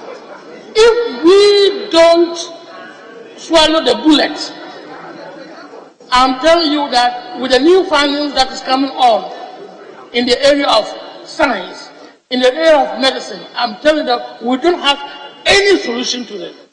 We'll continue to be thinking that it is witchcraft, it is some other causes. But like my man was saying, we are all exposed to it because whenever we are taking our food, we are taking plastics or dissolved chemicals that come out of plastics into our body. And this is causing a lot of harm to us. So we better look at the plastic policy and get our, start moving in the right direction and probably ban the use of plastics in the country. Thank you. Yes, Honorable Blakwa. Blakwa. I'm most grateful, Right Honourable Speaker, for the opportunity to contribute to the statement on World Environment Day, which has been ably delivered by the Honourable Minister responsible for Science, Environment, Technology and Innovation. Mr. Speaker, the theme for this year's global commemoration, beat plastic pollution, as the Honourable Minister has reminded us, requires of us as a country, Mr. Speaker, to address this canker head on. We have, in my opinion, Mr. Speaker, done the advocacy for a long time. It is time for action, to switch from advocacy to action. And Mr. Speaker, in recommending action, I am glad that the Honourable Minister is here and has led us to commemorate the day. However, in listening to this, the Honourable Minister carefully, I do not hear of a concrete action plan. For example, Mr. Speaker, we know that countries who have passed laws to ban single-use plastics, for example, have made tremendous progress. Countries that have banned plastic bags, you can see the remarkable difference when you visit those countries. Mr. Speaker, an example is Rwanda. Rwanda banned plastic bags in 2008. And Mr. Speaker, as a visitor to Rwanda, they search your bag. You see the notices at the airport. They even tell you before you come in on the website of the airport that you are not allowed. Offenders can face a jail term when you are arrested. That is how strict they are. And Mr. Speaker, everybody has seen the difference. It's become one of the cleanest countries in the world. They are attracting conferences. It's become the conference hub for Africa. Just because of that singular law that their government led and their parliament promulgated. So, Mr. Speaker, we can learn from that. Kenya also follows suit in 2017. Senegal has also followed suit. So, we can move from the advocacy to real action. And today, Mr. Speaker, some of us want to appeal that let us as a country adopt that approach. Let's start by banning plastic bags. And it is easy, Mr. Speaker, to switch from plastic bags to paper bags, which are biodegradable. It's very, very easy to do that, Mr. Speaker. I know that there may be some commercial interests, some business people, but we can encourage them to switch to other businesses. For example, investing in the production of paper bags so that we can protect the environment, so that we can live. Because really, what is money, what is commercial interest, what is profit without life and without quality health in your country and amongst your people? So, Mr. Speaker, I would want to appeal to the Honorable Minister. I know he's very dynamic, very hardworking, and he's one of the ministers I have enormous respect for.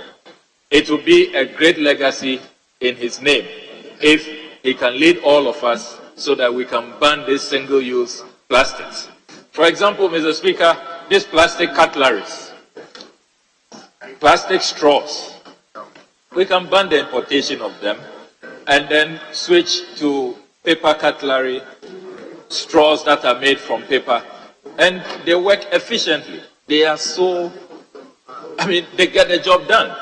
So, Mr. Speaker, I would not want this day to pass and then it's just another reminder about the dangers of plastics, how it's taking over the seas, how it's killing life in the oceans, and the threat that we all are conscious of. What we need is for this House to team up with the executive to pass laws that will, because really, if we just rely on moral suasion and sermonizing, the Speaker, there will be no progress. The best examples are countries who have addressed the challenge head on, have passed laws, have outrightly banned them, and they are enforcing those laws. That, Mr. Speaker, is the way to go.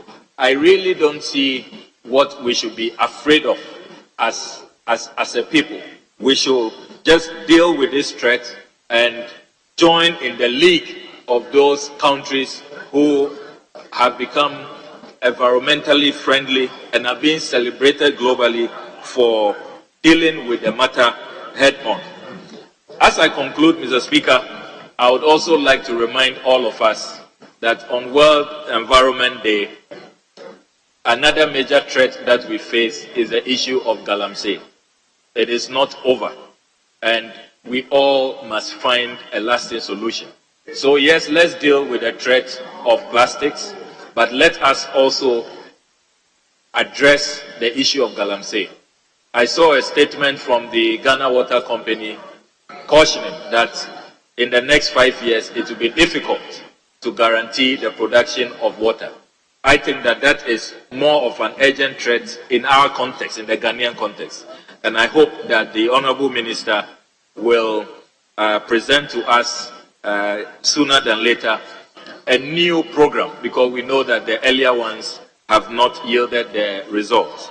If we can have a new program that we can all rally behind so that we can protect our water bodies, protect our environment, and stop the illegal mining, and make sure that we are able to guarantee life for our people, that, Mr. Speaker, will be a great legacy that we can all leave as members of Parliament. I thank you very much for the opportunity to contribute to the statement, and I hope that all of us in our lives, our personal lifestyle, the way we go about our livelihoods on a daily basis, as the Honourable Ranking Member has said, we can start in our own way by making a personal pledge that we will not use some of these plastics.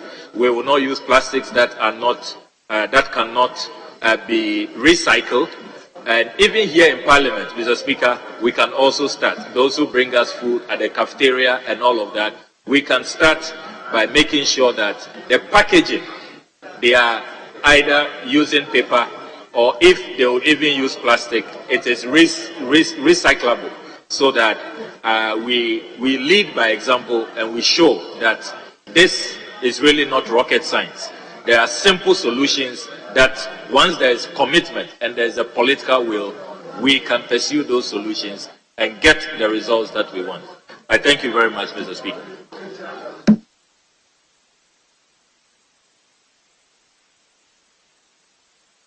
Thank you, Mr. Speaker. And thank you to the Honourable Minister for the statement that he made commemorating World Environment Day. Mr. Speaker, Cote d'Ivoire have just adopted a new environmental code against plastic pollution in their country. Cote d'Ivoire is our neighbor. Countries like Tanzania, Kenya, Mali, Cameroon, Uganda, Ethiopia, Malawi, Morocco, South Africa, Rwanda, and Botswana also have strict policies on the use of single-use plastics. Mr. Minister, perhaps it is time for you to also reiterate what the strict policy can be on single-use plastics for our country. Because it gets to a time when perhaps the talk is a bit, we talk a lot. We talk a lot, we tend to make the nice statements, the nice speeches, but after about a month or two, and the enthusiasm dies down. So, Honourable Minister, I'm pleading with you that let's reduce the talk and let's have more actionable impacts that will be able to make sure that our country is considerably rid of these single-use plastics and the pollution that goes along with it. I represent a coastal community. When the fisherfolk come from the sea, the catch is fish and plastics. And it is very, very significant. You can ask anybody along the coast. We face it more because the pollution in the sea is very, very pronounced. Perhaps along the Volta and along the riverine communities, there may be a little less. But for those of us who are coastal communities, it is very, very, very, very pronounced, and it is very worrying. Because fishermen cannot spend money buying the scarce premix fuel and then go all the way to sea to go and catch plastics. It is very disillusioned. So, Mr. Minister, I'll plead that you make realistic efforts at this. We are here in this house to help you. Each one is responsible for a constituency, and I believe that whatever policies that you want to enact, we are here to support, because we all have semblance of this pollution in our communities and our constituencies. I believe that you could also have cross-sectorial support. As though you are Ministry of Environment, let water and sanitation, because they are also very much affected, and sanitation is very key in supporting you on this. And let it not be a one-day wonder or 9-day wonder. This can be a whole campaign, just as you are, campaigning on your Break the 8 with the vim, all the vim that you are able to master.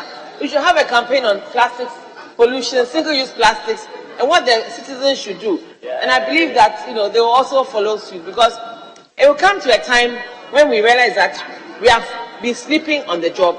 The plastic pollution is that damaging to the environment, and at that point we all just raise our hands up in despair, and we must not get to that point.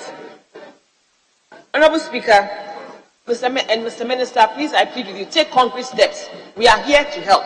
Everybody's constituency has challenges with single-use plastics.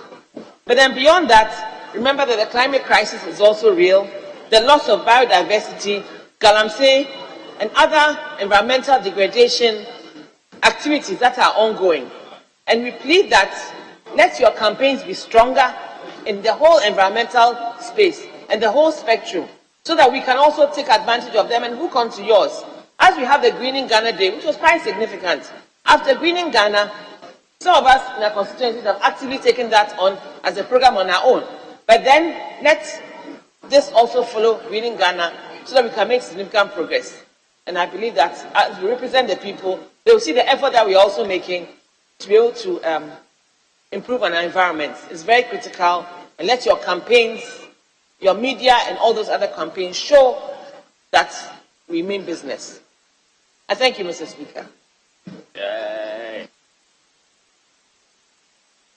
Thank you, Mr. Speaker. Mr. Speaker, let me thank the Minister for the statement on the World Environmental Day and for bringing very critical issues of global platform on the environment.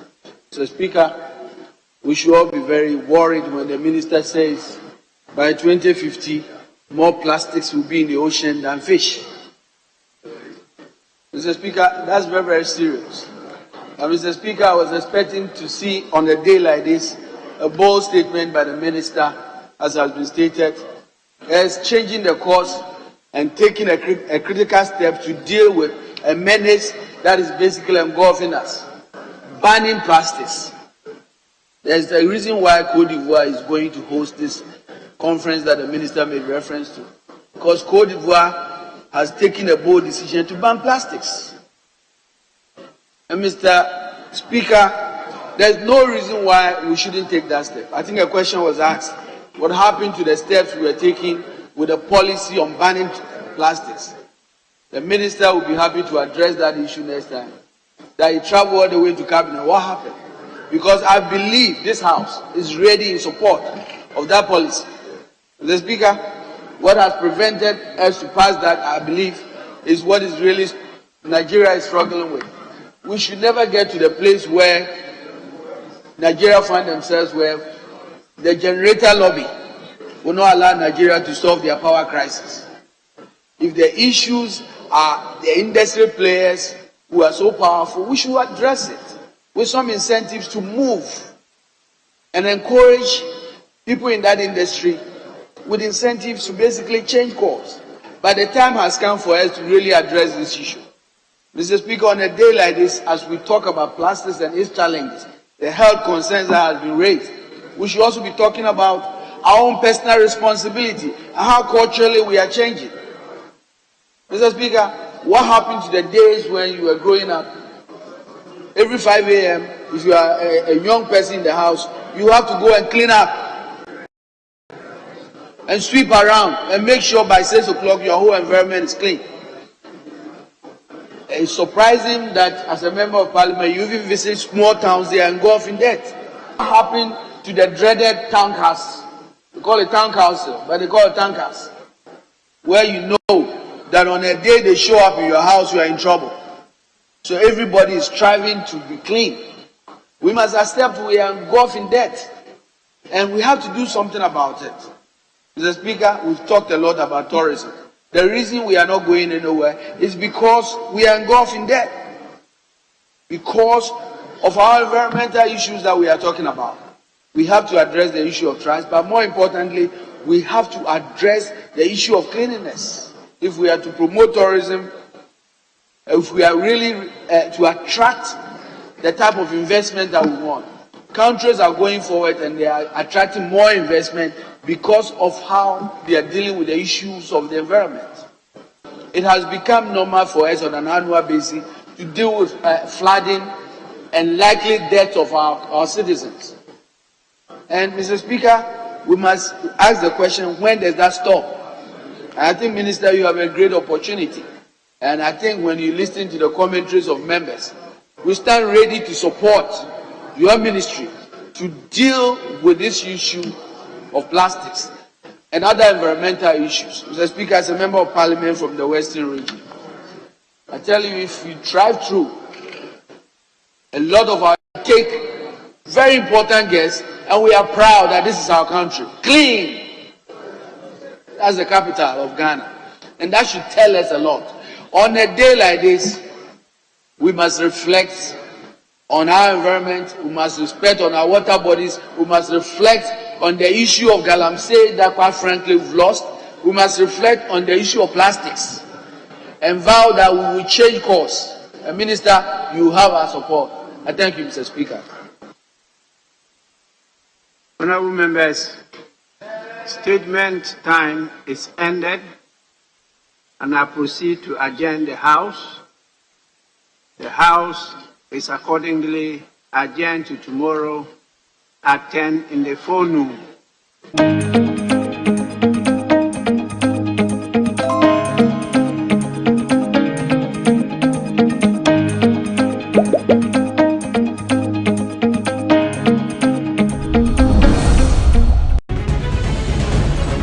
I only know a few words like Medase, Akwaba, Etise. I always said if I get the chance, I want to play for Ghana because it's my home country.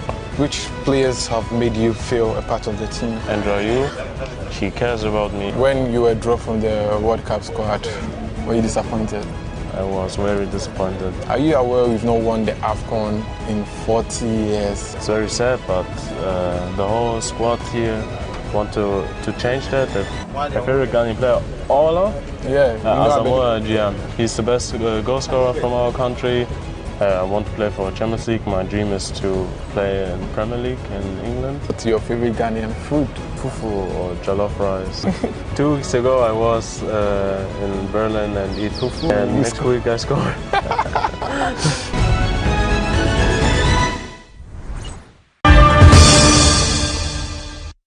CPP is still the greatest party in Ghana. You know why? Nobody has matched our efforts. I want to be the president of Ghana so that I can help the youth be able to harness and be able to give them the vehicle so that, because political party is the only vehicle that can take you to the reins of power. The Ghanaian youth should be smart today. The two parties can never take us there. If this is the Ghanaian story, then what's the point? What's the point in coming to take the independence? This is not the Ghanaian, absolutely not the Ghanaian story. Showing this Thursday, June 8, 2023.